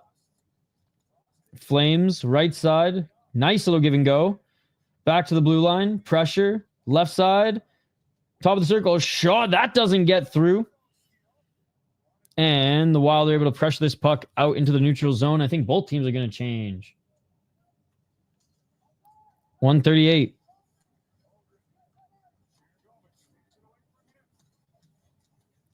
Wild lose it in the Flame zone. Good pressure. Wild able to break up that entry for the Flames, and Wild get the puck back. Wild back into the Flame zone. Pitlick tries just to poke it up in front of the net. Wolf able to poke it out to his man. Pressured to center. Both teams battle at center, and the Flames regain possession. I do like what the fourth line brings to this team. No, you don't, dude. What a lie. 51 seconds. What a lie. 45. Anderson tries to bring it in. Booyam gets checked but doesn't go down. Anderson shot. I don't know if that hit Gustafson's shoulder, but he went for that shoulder save yet again. 25 seconds. That's a bold-faced lie, if I've ever heard one. Bold-faced lie, if I've ever heard one. 13 seconds. Oh, one last shot, and a little blocker save by Dustin Wolf. Pass to center. Another shot. And one last pad save by Wolf. And that's going to do it for the second period. He doesn't like the fourth line, dude. He doesn't like the fourth line. He doesn't like this team. He doesn't like this team, dude. Brian. He hates this team. All right. End of the second period, ladies and gentlemen. And what a weird one. What a weird one. What a weird game. But I mean, it's a watch party here on the Soderpod. The games, because even the game against the Blackhawks was insane. It wasn't it was a fun game, but it wasn't a comfortable time. It wasn't a comfortable time by any means. But anyway, so for the first 15 minutes of this 20-minute period, the second period, the Wild were absolutely outworked and outplayed by the Flames. The top lines were invisible. I would say Trennan's line was the best so far, and him in particular. He was able to at least bring the puck into the Flames zone, at least try to get something going before the Flames honestly just did a great job outworking them, out-checking them, getting the pucks back, winning the neutral zone battles, and then setting up early, getting that first goal early. And I said this after the first period. I said, it just seems like momentum is in the Flames' court upon killing off those big power plays.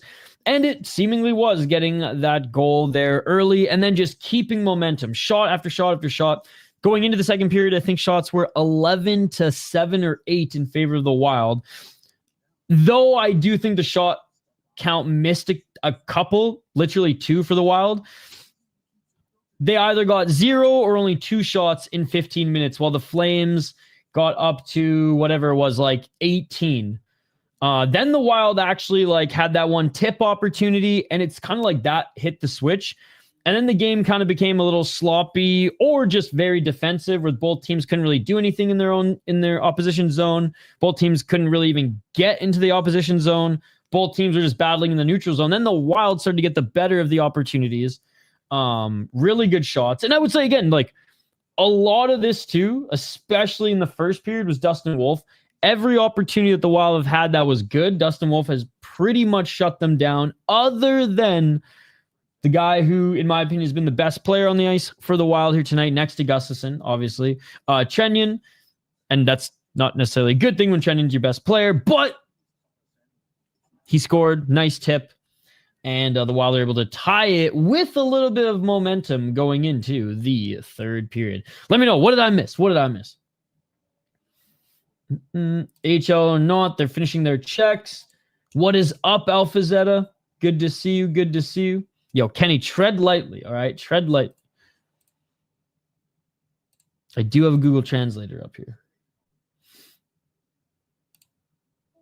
All right, let's check in on the poll question. For those who don't know, only 2 streams, 2 watch parties this season that I've hosted, and I host one every single week.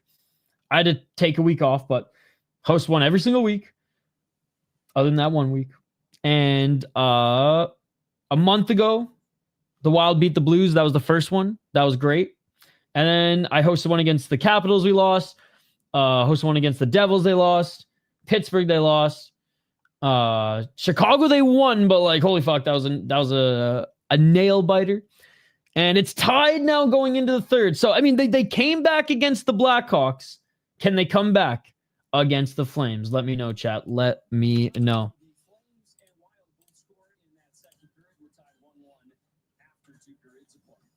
I'm just saying, as you said, tread lightly, tread lightly. And what do you guys think about the Flames jerseys as well? Are you in the camp that like, look, man, any black jersey's good. It doesn't really matter the logo at that point, and there's not really going to be much of a color scheme? Or do you think like this, the Flames logo and the fact that it's all black jerseys is good as well?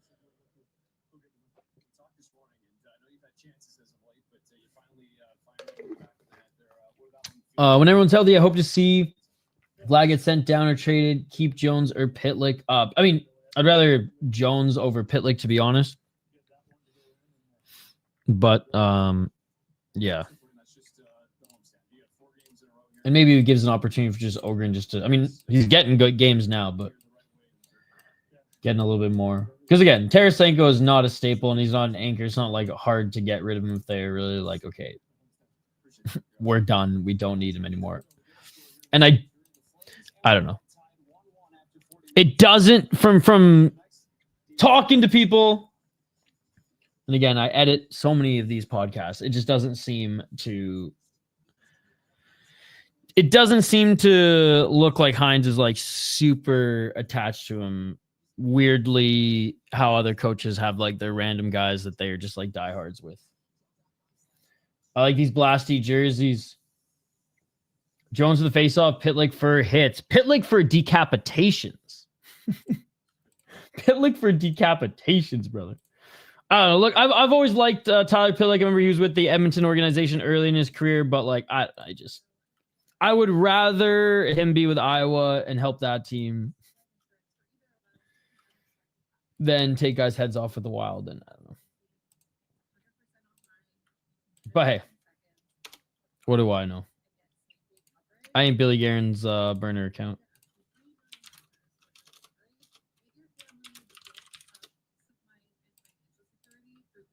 Again, reminder, we showed a little bit of the Freddy Gaudreau interview on this week's Fellowship of the Rink. Full episode.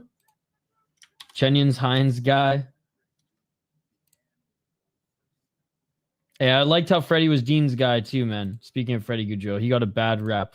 He got a bad rap in Minnesota. Everybody hated him. Everybody in Minnesota hated Freddy Gaudreau, and I don't understand why. Don't understand why. But anyways. At least they're all singing Chenyon's praises tonight.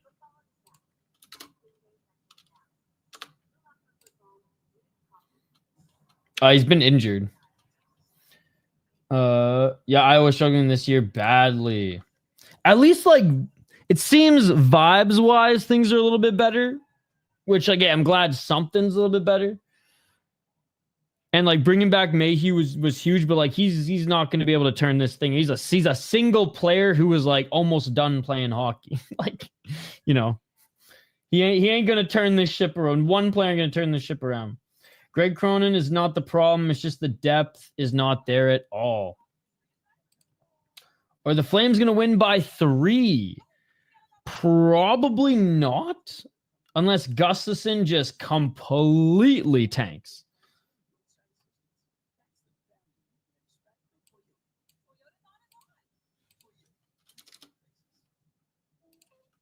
I'm just sharing this one more time on social. And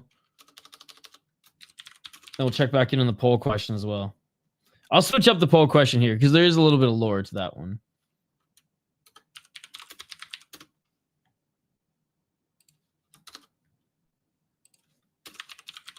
I'm just sharing the stream one more time on all the socials, ladies and gentlemen.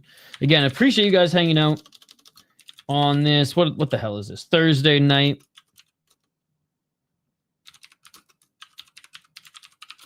Flames hockey, so nothing too crazy, but the game has been a little bit of a too close for Wild fans liking here.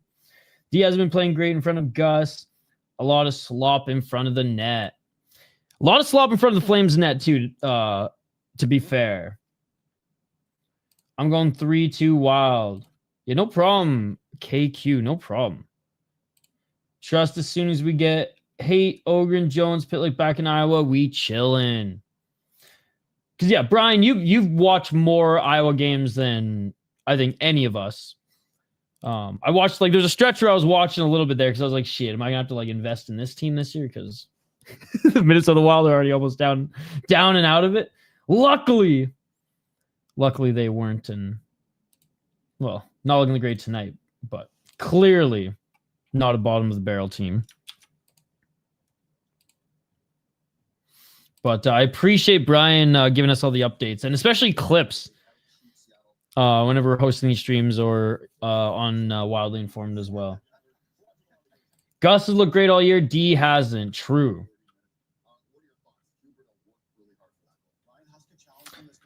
Sure would have fit on this team. Yeah, but not at the price. Like, he's a better, like, he's actually a scoring and tougher Vinny Hinostroza. He's like a north-south. I'm going to take this puck. I mean, he's kind of like Trenton, but more offensively inclined than defensively, but he's super quick. He's a north-south. I'm taking this puck to the net kind of guy who has a little grit to his game. Big moments kind of guy, will score big goals, but Vancouver's asking too much for him, I think. Yeah, I'd rather be watching Iowa games in Minnesota, but there's no Iowa games, and I'll watch some Wild hockey. Well, there you go. Brian is like one of the guys we lean on then for more Iowa news. I love it. Need top 6 forward. Indeed. Tough to acquire, and they do not grow on trees.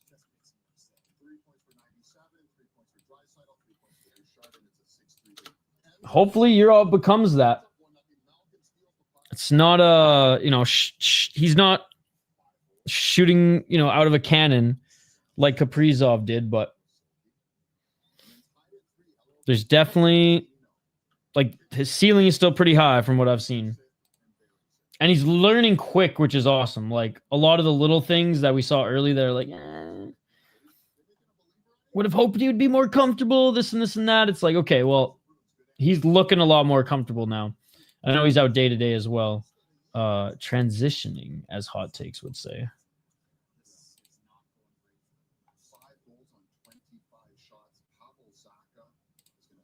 All right. Last one here, guys. Thank you for your patience.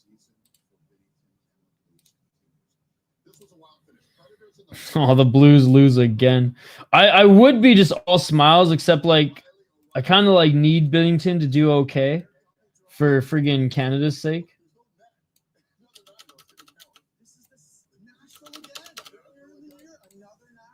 All right.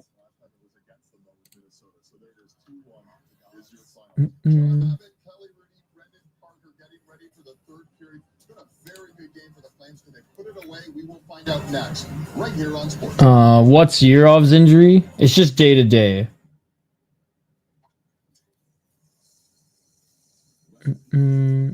All right.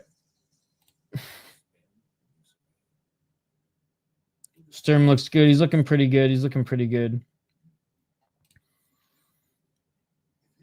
He was dealing with it for a little while. Apparently, he was playing. I think he played like 5 or 6 games through a lot of pain, and then it was just like I can't keep doing this. I need to get fixed. I need to take some time off. I need to recover, or else he's gonna get worse throughout the rest of the season. Flames going to win by 3? I don't think so.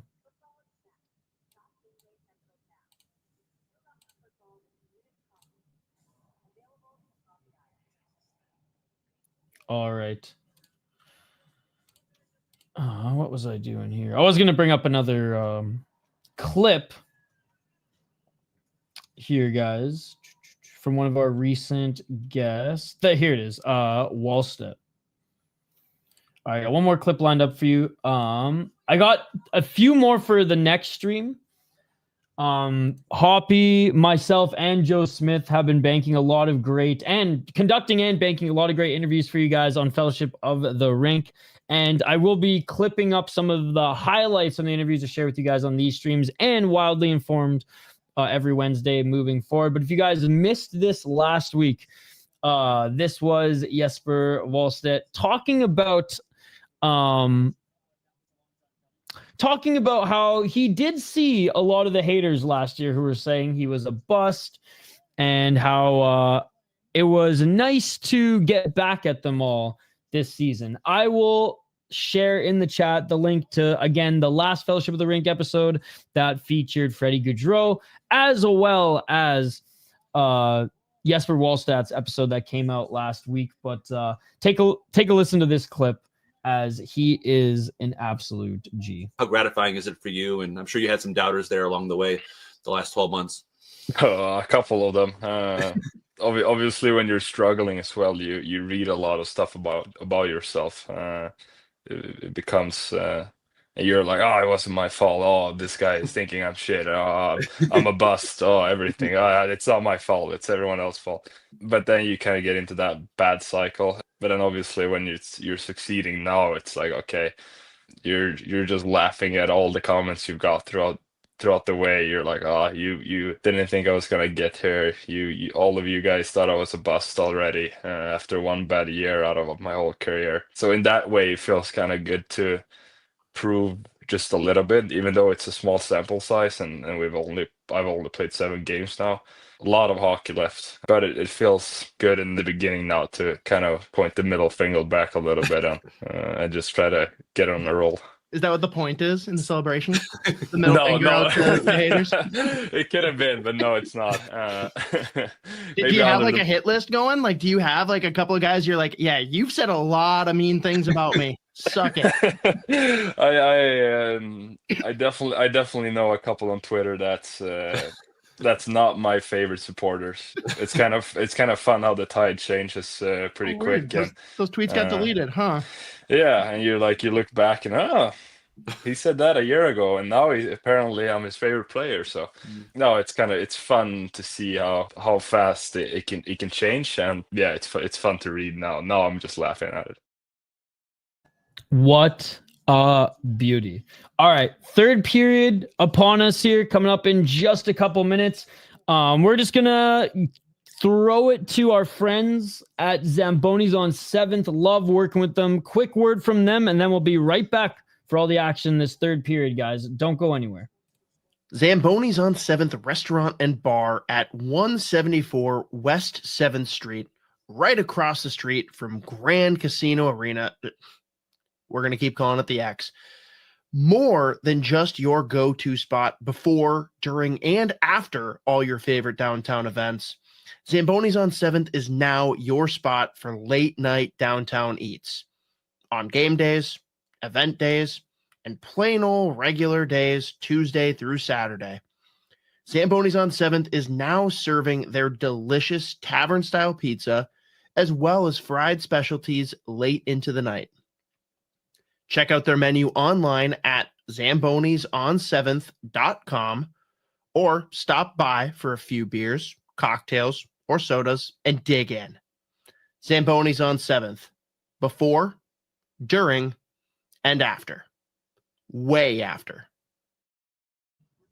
Game day or not, man, they're awesome. Event day or not, they're awesome. But on events and on game day, great place before or after.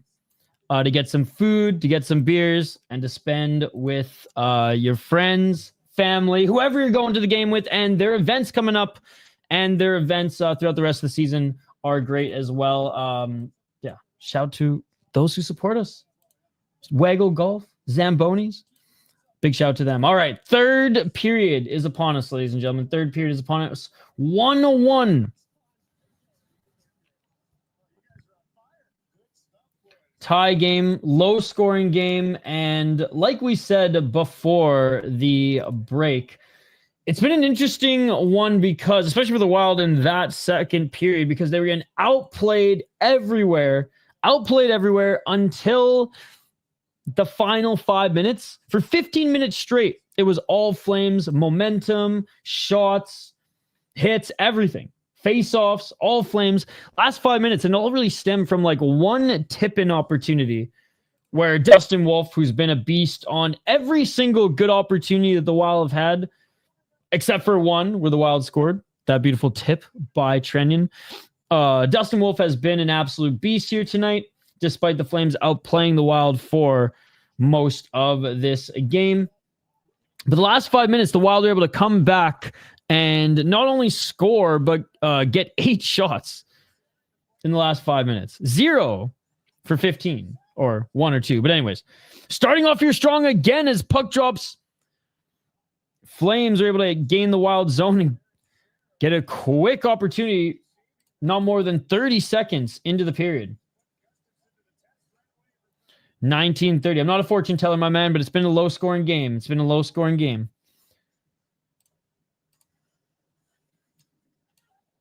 19:21. And a hit behind the net. Boldy went down.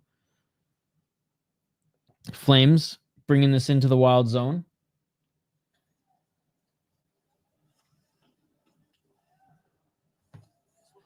Minnesota with it.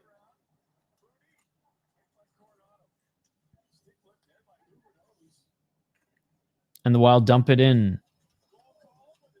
Corner. And the Wild lose it. Gingerly at center ice. Flames bring it up. Right side shot. Rebound. Wild get it back.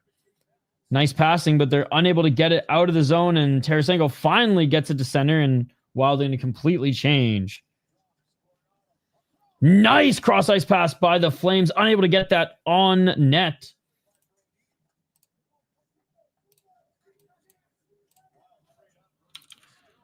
Here comes Hartman.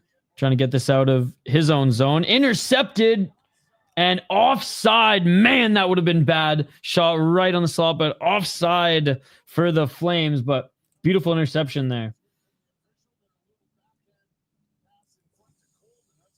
Little backhand pass. I thought Spurgeon got a stick on that, but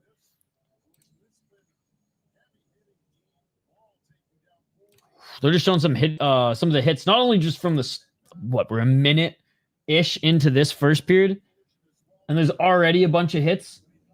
16 for the Wild, 14 for the Flames. Man, the guys are throwing the body around here tonight. Oh, there it is on screen. 18-16.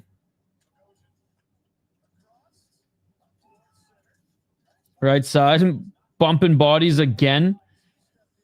Zeev Buium has it behind the net. He sends it right around the boards, but a little overzealous, and that's going to be icing. Come on, Zeev. Way too aggressive that no one even could have handled that, really.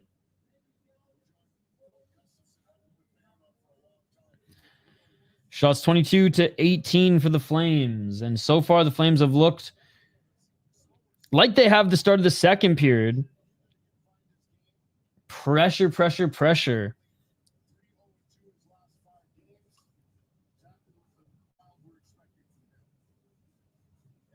And the Flames win the face-off. Shot. That's going to go... Oh, hits the post and goes left and wide. Wild able to pressure this into the Flame zone. Wild in the corner, unable to make a pass. Nice job picking the pocket of the Wild of the Flames, but he couldn't hold on to it. And the Wild's defense gets it back, coming through center. Buium to Zuccarello. Zuccarello backhand pass to the slot. That doesn't get through, but puck bounces into the corner. Johansson battling passes up, loses it. And both teams are going to change. 17-11. Huberdeau out in front and looking for his second goal. But that goes wide as he couldn't redirect. Pitlick forecheck. Nice hit by Tyler Pitlick. Flames hold on to it up against the boards. A nice hit by the Flames as well. Back and forth. Ogren battling for it. While they're able to hold possession, and they send it back into the zone. 16-36. Gustafson's been awesome tonight, man. Oh, but that was a bad one. That was a bad one. And Coronado, 5-hole? 16-12, and the Flames with momentum again, like the beginning of the second period. Look like the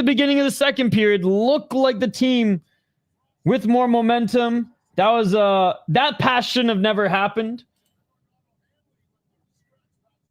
Stretch pass to Frost.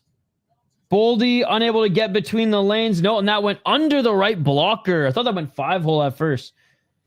Under the right blocker, and Gus lets in a second one tonight. 16-22. But yeah, nothing gets past the wall.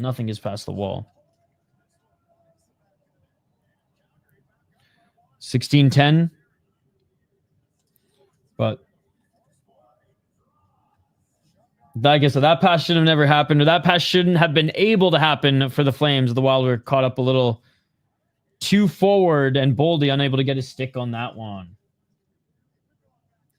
Yeah, rest in peace, Freddy Gaudreau and his brother.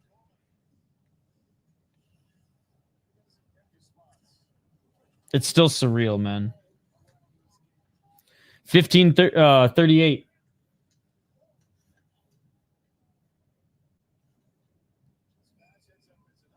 And icing on the Wild. Let's see if they get another momentum jolt throughout this game, ladies and gentlemen. We saw a little bit of it in the second period. 5 minutes at the end of the period. This is Minnesota sports, though, so if they are going to even have a chance of coming back in this one, it's probably going to be too little, too late. Really hope it goes over 3.75. Come on, Flames. And off the draw, the puck was loose. Flames end up getting back off a bouncing body, and Faber unable to control and shot. That goes up and over, but another prime opportunity for the Flames as the Wild just couldn't get that bouncing puck out of their zone.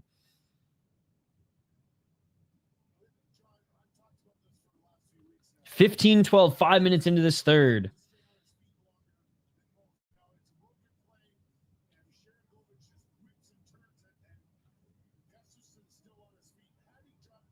Yeah, and Gus was unable to make that glove save there.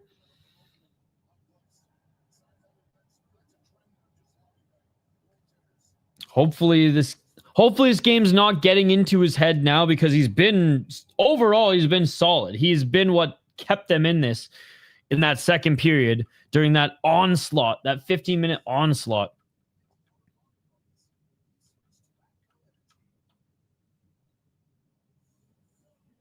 All right, getting another face-off here to the right of Gustafson.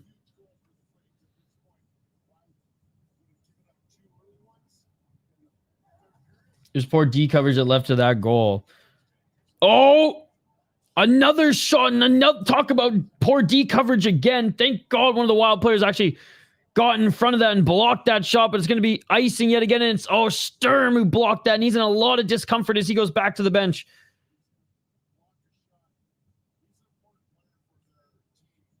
Like a stinger there for Sturm.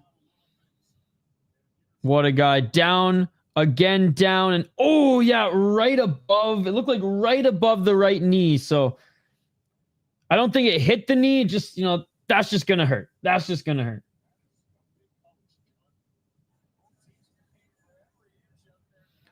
14:47.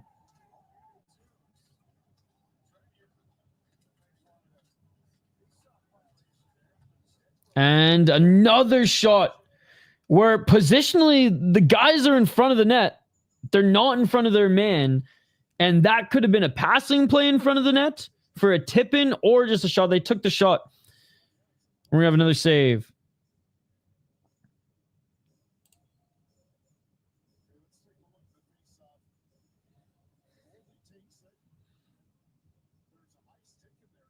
Oh, damn. It looks like Trenyon's stick was broken during that face-off. But it was so it looked like Trenyon might have got hit the top of the stick high. But then his stick was broken.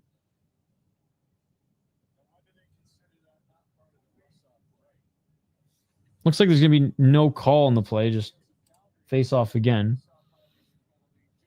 14:36. And again, the Flames are buzzing right now. Flames win the face-off. They're going to redraw yet again.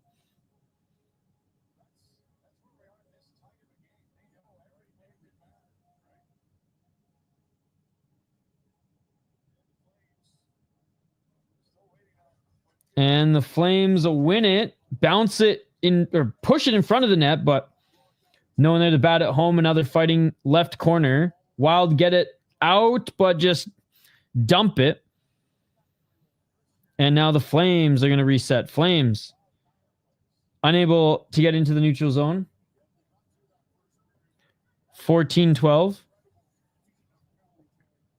Up the left side.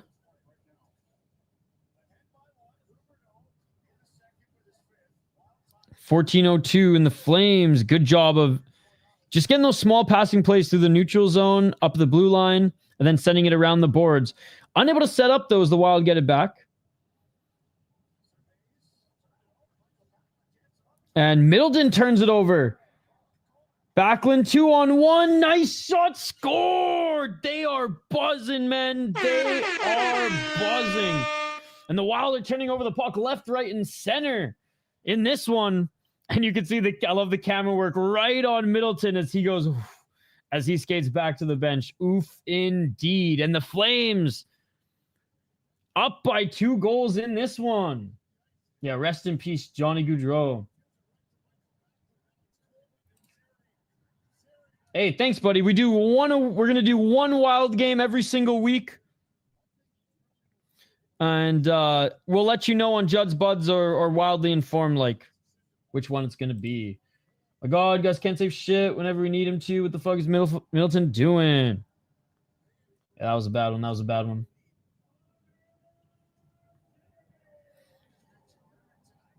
All right. And the Wild win the face-off. Now in the Flame zone. An even worse looking period than that of the second so far, given that Gus bailed them out in the second. Hasn't been able to bail them out in the third because the defense is even collapsing harder in the third period than it has been throughout this game up until this point.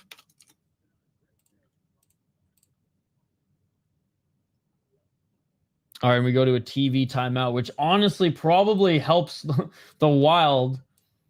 They get a free little, timeout to regroup here, but my goodness. It does not look good in this period, guys. Again, you were at a movie in the first and second period, Brian. Watch the first and second period. Oh no, we suck again. Yeah, you're going way too hard. I mean, yeah, it sucks that Gus let 3 in tonight, but it would have been nice for him to make like one of those, but he made, unless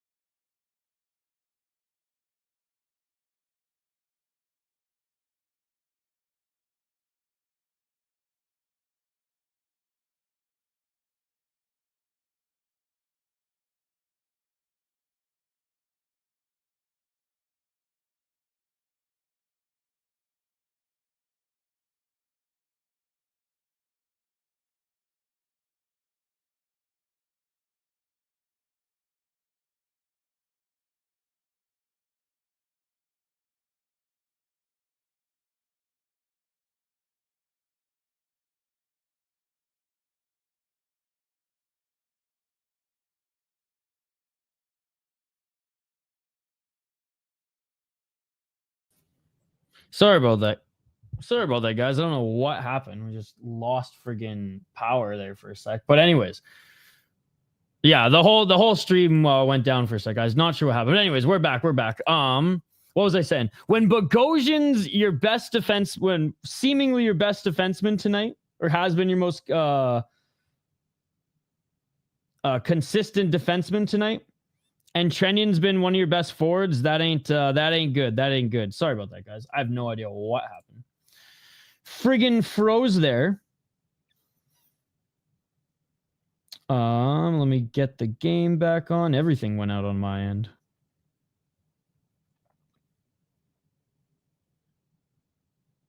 All right. I think we just got back from the TV timeout too. If it loads, again, sorry about that, guys.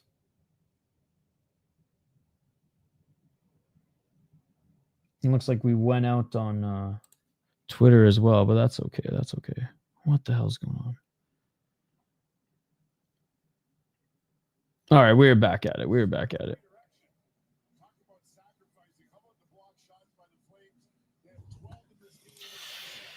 Oh, look at that.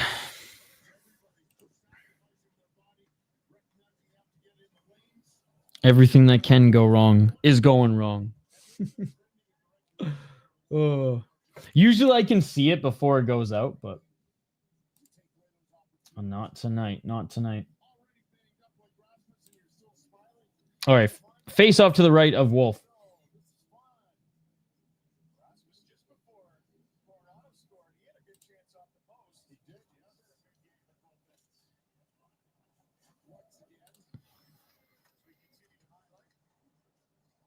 All right, Wild with it. Zeev cutting to center, but bumps into his own player, gives the puck up. Another 2-on-1. And at least Gus made that save.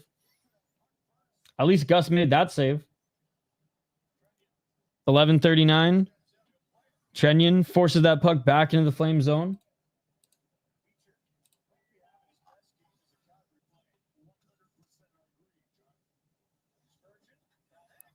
Oh. Spurgeon actually trying to get that one in deep. Loses it. Puck back into the Wild zone.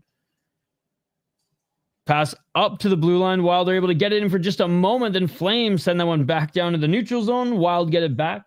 They send it up right. I'll consider that high danger. 10:58.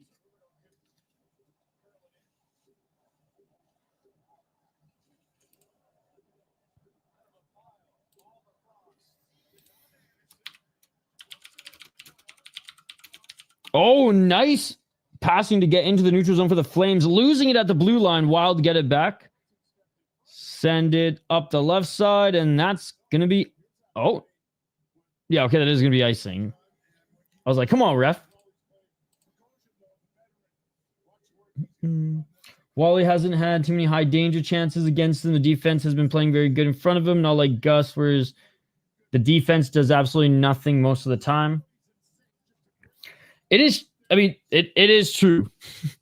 The games where the Wild seem to play the worst are the ones where, like, you know, Gus can't bail them out the whole game. 10:34.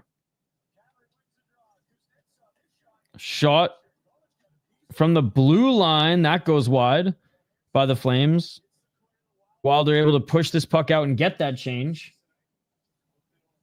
10:20. Flames coming through with speed through everybody and just a sloppy breakdown here by the Wild. Unable to take their man. Faber on Kadri. At least that loose puck hits a Wild stick and they come up the left side. Dump this one in. Nice hit by the Wild. Trying to keep possession up in the corner, but the Flames get it back and send it up the left side. Flames come through center, unable to get that puck up, and they're going to dump it in. Gusson has more NHL since 2024 than... has more NHL games in 2024, or has more NHL goals in 2024 than Pitlick and Ben Jones combined. Oh, and another opportunity by Huberdeau and a save by Gustafsson. Whew.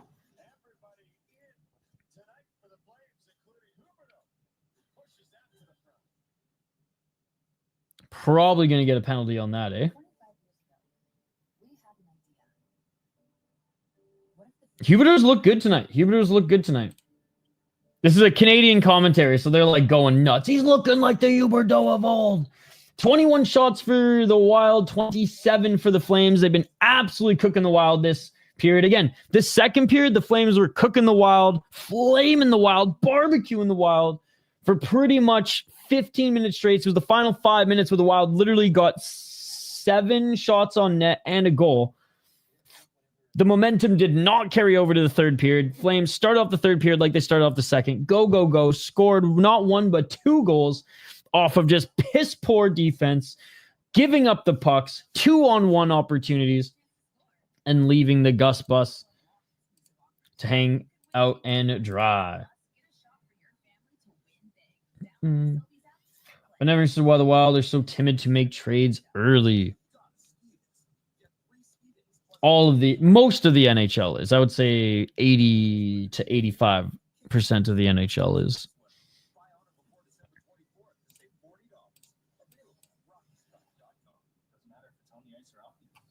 Like to see more, especially since I think they're at the point where it's like, okay, we know what's working, we know what's not working. And then there's obviously like mulligan games like this where it's like, I don't really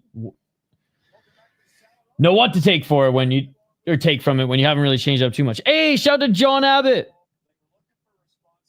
I actually know if anyone's watching the Sports Center feed, I know that guy, John Abbott. Worked in Vancouver for Vancouver radio for a long time, and it's awesome to see that he's got a gig with the Flames doing color commentary for them on Sportsnet. It's Wavy. I think we're gonna get another goal. Are you talking Wild or Flames? It's Wavy. All right. And the Wild win the face-off. And they enter the Flame zone with speed. Playing hard in the corner. Flames get it back. Flick it to center. And again, pressure here by the Flames. Forcing Faber off the puck. Either.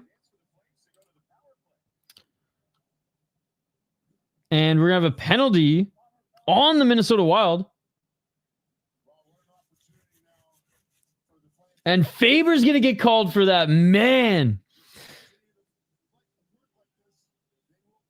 So he wasn't able to catch it. Cross check. And yeah, that's high. Interference. Yep. And that's frustration and desperation. And now the Flames go on the power play. I'm chopping this up too. Been in Alberta since Tuesday, and they're pissed off about it. Pissed off and hungover. Shot from the blue line. And Gustafsson's going to save that. 139. Brian, if Gus doesn't let in a goal on the power play, is he redeemed for this game? Huberdeau problem is he's playing in the West. I think the defense is tighter. In the East, it's more open. I think Huberdeau is really good with really good players. I think Huberdeau is a top guy with other top guys. Oh, Middleton saying to the ref that he got clipped there. Oh, and Kadri, second high sticking penalty by Kadri. Oh, yup. Right to the face of Middleton. I was thinking the same thing, but Marner was going to have problems because the tight defense. I think it's more like, look at Huberdeau played with when he put up those seasons. Some guys are good on their own, but amazing as the line's complementary piece, right? No one's putting that kind of money on a Thursday night NHL game. You crazy rich motherfucker, you. Good to see you, by the way, Jonathan Sanchez. Imagine if Connor McDavid went to the Flames.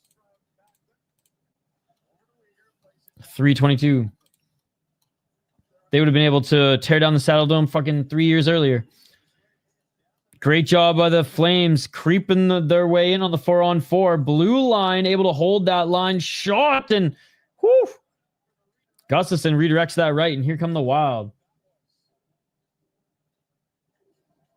Nobody is my middle name.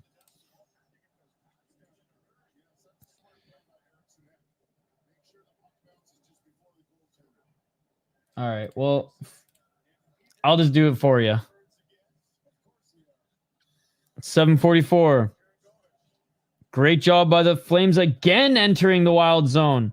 But that time it's going to be offside. Tried to hold the line twice. These Edmonton is going to Toronto, of course, or Vegas. Because Vegas would probably be more aggressive than Toronto in making room.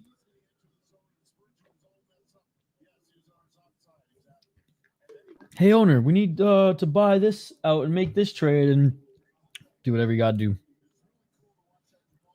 By the way, shout out to Backlund, man. A forever Flame. He's been with the Flames since he was drafted and has just always been a steady third-line center for that team.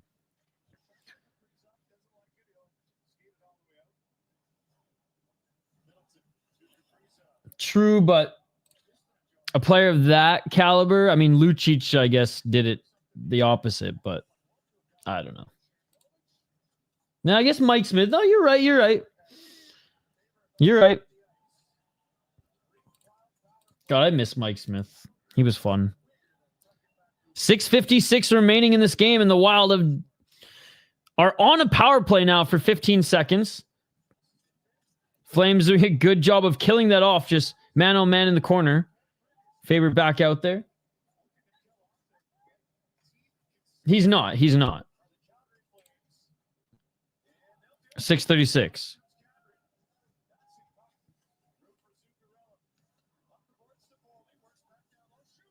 Cheers. Wild, unable to get that shot through. And again, the Flames, man, just confident here in the third period. Oh, blown a tire there. Boldy sends it up the left side. Center shot. That doesn't get through. Corner. Behind the net.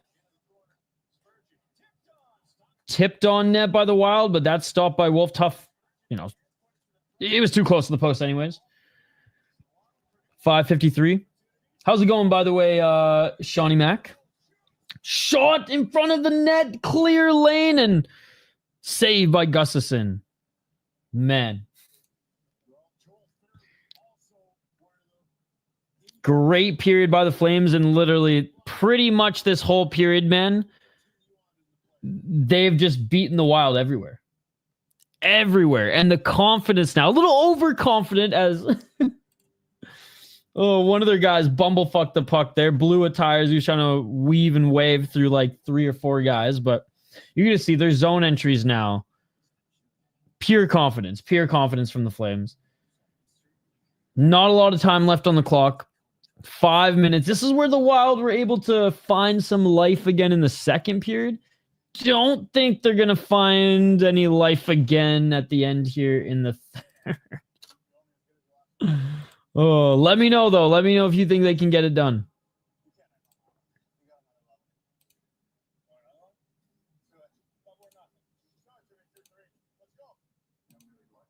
And this is probably going to be the last TV timeout. But if they go to overtime, they'll sneak in another one.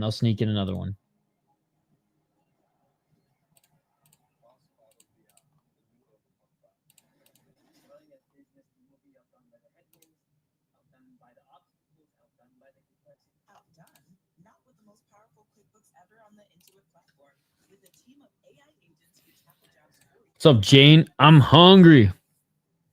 You know what? I could go for a little bit of a late dinner as well. I had a late lunch, so haven't chowed down yet on dinner. I'm hungry for some more goals. And at this point, I really don't care who gets them. Hey, thanks for subbing to the channel again, man.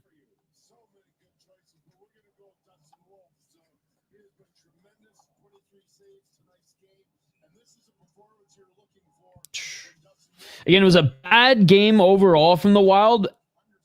They maybe, like in the Chicago game, could have scored their way out of it if Dustin Wolf wasn't an absolute freaking stud here tonight. Hey, greetings from Colombia. What's up, Jane? I didn't know you were into hockey. What's your team between the Wild and Flames? 5:31 remaining in this period. And the Wild have it in the Flame zone. To the blue line. One-timer from the side of the circle. That goes wide. What I don't get is everyone wants the Oilers to get a new goalie or goalies, but Skinner got them to the finals how many years in a row? They need scoring or defense or both. No, see, that is wrong. I truly believe... Obviously, defense could be a little bit better, but their scoring is not an issue. The reason they have not won the last 2 years is because they had to score their way to the finals, even from their defensemen. I don't think he's as horrendous as their fan base makes him out to be, but he is not a starting goalie in the National Hockey League. And I truly believe that they would have won one of those 2 years if they had someone who, if they had a Gus or a Wallstedt. Again, Wallstedt's still unwritten, even though I think he'll be fine, but you know what I mean. 4:21. And a shot again. This one's a little bit wide of Gustin. 4:15.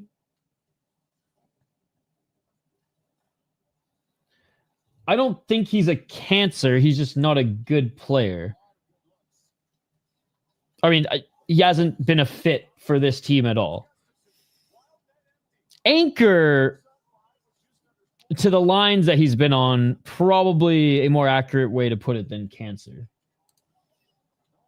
Because cancer suggests, in hockey terms, that's like locker room stuff, right? I don't think the boys hate him or anything like that, but definitely weighing down the lines that he's on. 3:37, Wild. They pull their goalie. Bring this puck back into the zone, but Ek gets pushed down. And again, it just seems like this team overall, despite throwing a lot of hits as well, has just been bullied. And again, even down a man again, and that has been the MO for this game. The Flames playing better defense.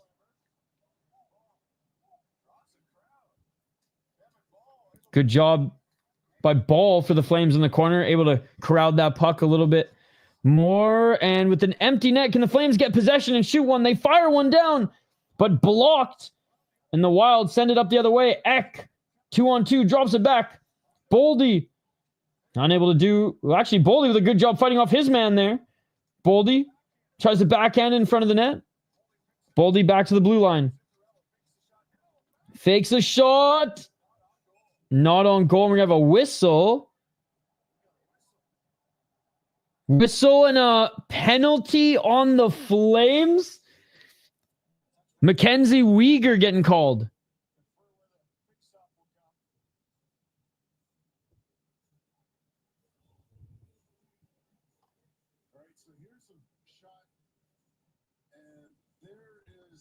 Yeah, he's not been playing well either. He looked okay in the first. Same like Brodin looked okay in the first as well. Same as Spurgeon. But man, they've really fallen off as the game's gone on. I'm over Flames, although I know very little about the sport. It is a tropical country. We clearly don't have ice color. You know that. That's why I'm like surprised and stoked that you're here. Hey, what's up, buddy? Yeah, they've just been sloppy all night, man. Sloppy all night. And the Flames have kind of matched that sloppy energy at times, and that's when the Wild have been able to kind of like, okay, we can out-slop the slop. But then the Flames have just started to play aggressive and confident, and yeah, I don't know what's going on. Maybe a little hungover indeed. I think I said that earlier. They got into the friggin' heroin beers a little too early. I mean the dome foams. 2:21.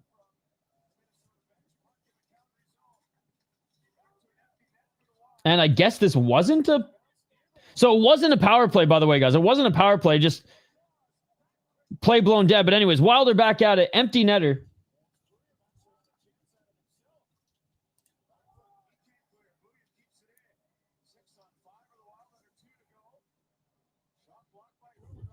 Yeah, Big Bear, this team sucks. They're horrendous.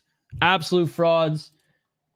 All that hockey we saw in the last 2 weeks was just a dream. It's not real, dude. This team's absolutely horrendous, Big Bear. Worst team in the league. Yep.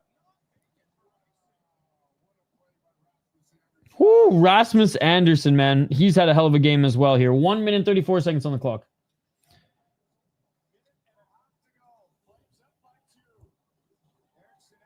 $1:27. Johansson plays it around the net, into the corner. Trying to just bury in the skates. And bringing it in front of the net. Tipped and can't get that puck through. Dustin Wolf with another clutch save.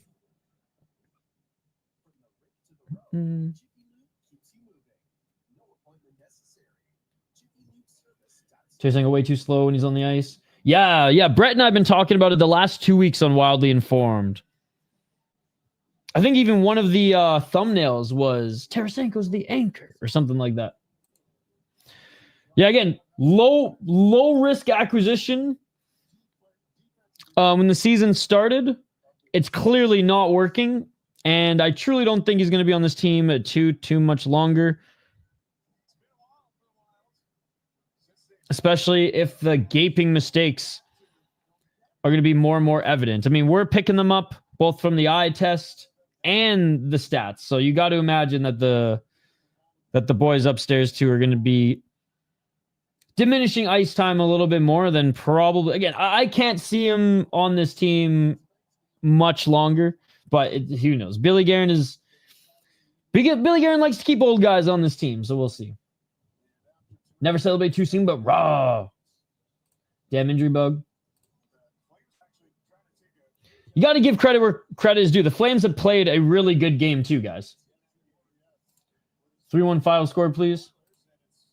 All the time left the 1-13 left good one. Sengo hasn't helped, but he isn't the problem.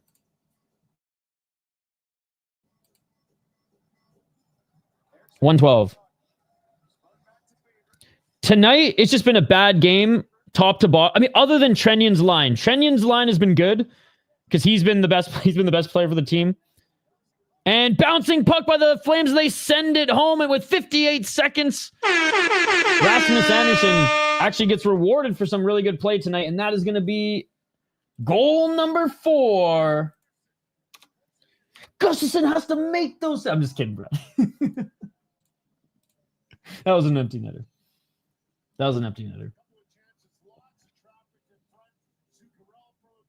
That was actually all Tarasenko's fault, Big Bear. He wasn't even on the ice, but it was his fault. Exactly that. That was really it. Trenyon's line was the best line for the team. The top line was pretty much invisible. There was like 2 shifts where like Zuccarello and Boldy had some good moments.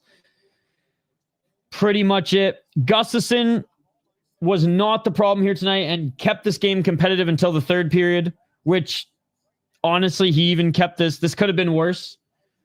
And then on the other side of things, like the Wild did have I would say, and this is not enough, and I'm not making excuses. I'm going to call what I see, and I'm going to break down what I saw from this game. 26 seconds remaining, by the way, but this game is over.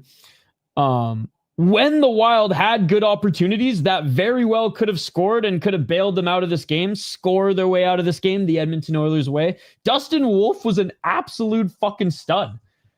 Like 27 shots to 30. 27 shots to 30. Another great job by the Flames just crashing the net literally into Gustafsson.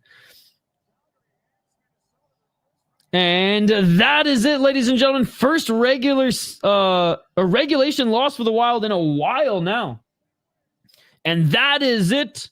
The Calgary Flames defend home ice And again, Wild did not play a complete game by any means. They didn't play a great game by any means. First period, iffy. Second period, bad until the last 5 minutes. And the third period, just bad all around. But we got to give Dustin Wolf his flowers. He was incredible here tonight.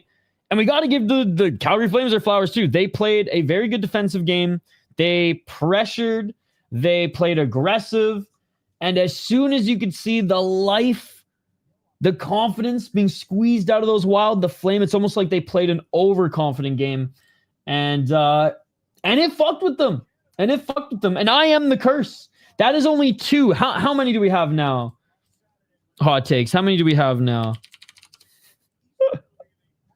We'll get to you guys' final comments here in a sec.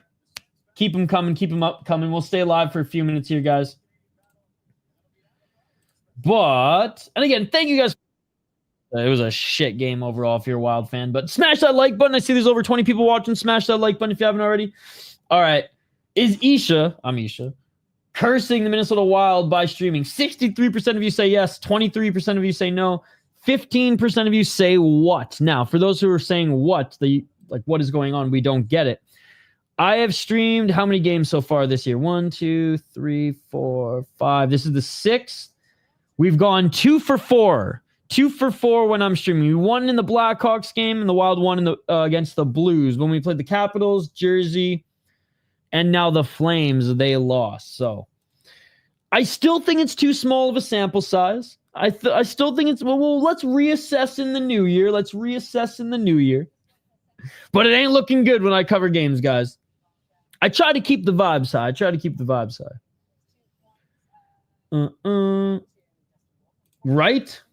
Right?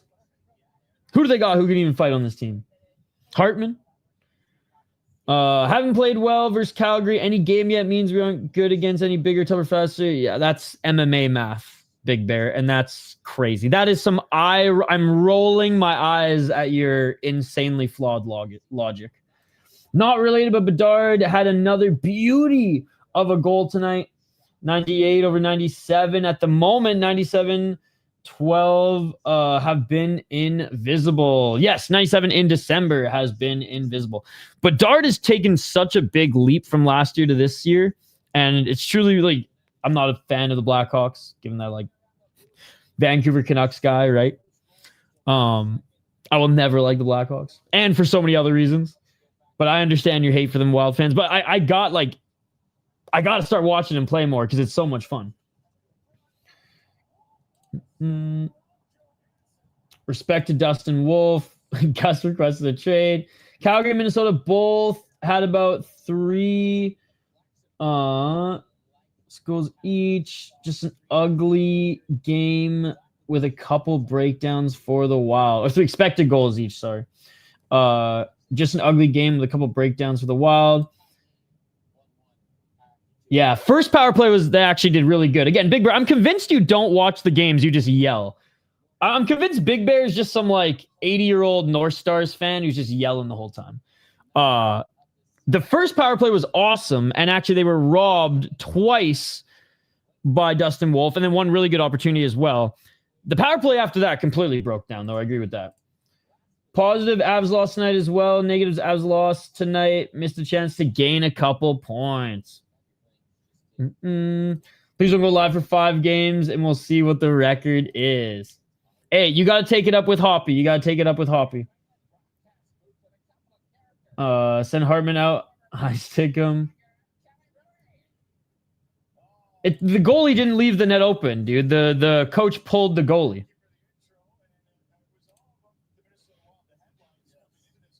So you're yelling all the time. I see.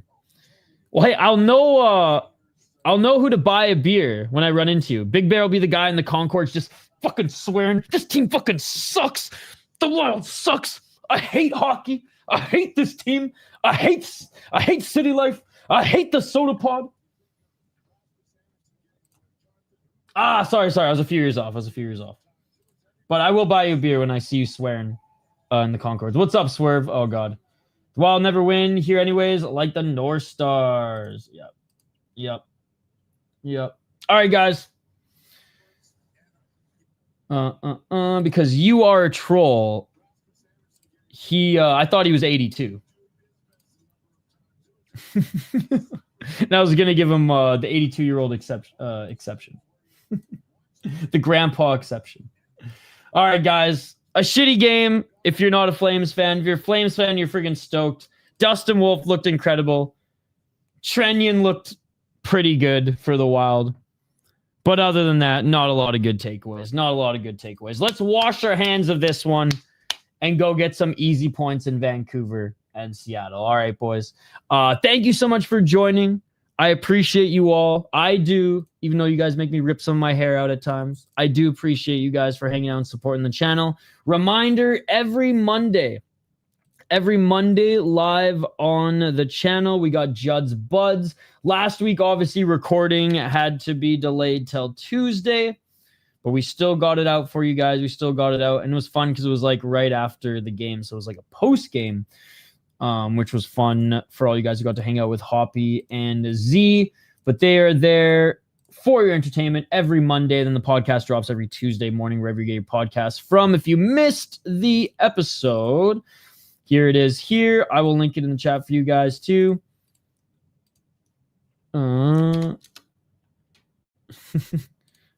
Yeah, man. What the hell, Paul? I mean, Paul. I was on live with Brett Marshall. It's his show. I ride shotgun in switches and controls. Given a little bit of my takes, but mostly just reacting to hockey fights. But wildly informed, analytics-based hockey show, but also we just dive into Wild news and NHL news as well. And a lot of people's frustrations, Big Bear? At Tarasenko, for example. And others.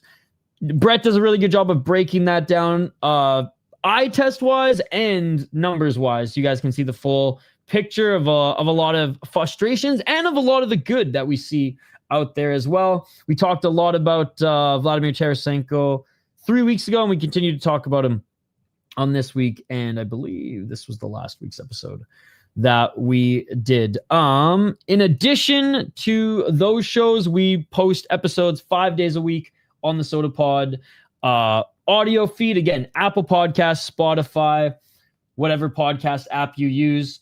Check us out, the Sotapod. Judd's Buds, like I said, drops every Monday live, every Tuesday on the feed. Fellowship of the Rink, we post the full episodes on the channel as well.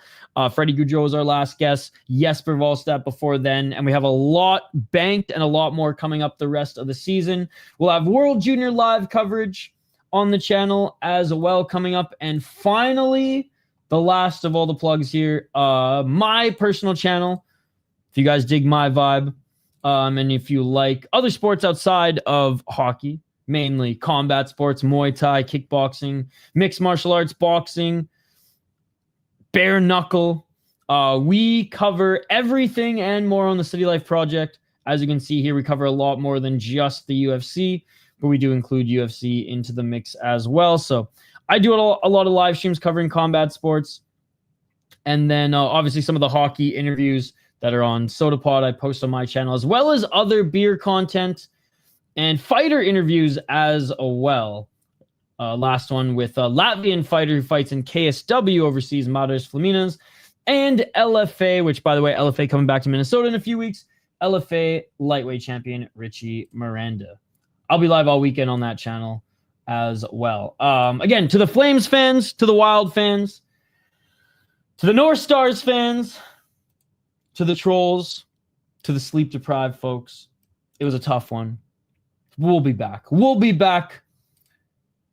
They gave away these points, but they'll make up for it with an absolute slaughtering of Vancouver and a competitive game, but a win against Freddy Gaudreau and the Seattle Kraken. That's it for me here tonight, guys. Smash that like button and subscribe, and I will see you on the next one. Peace.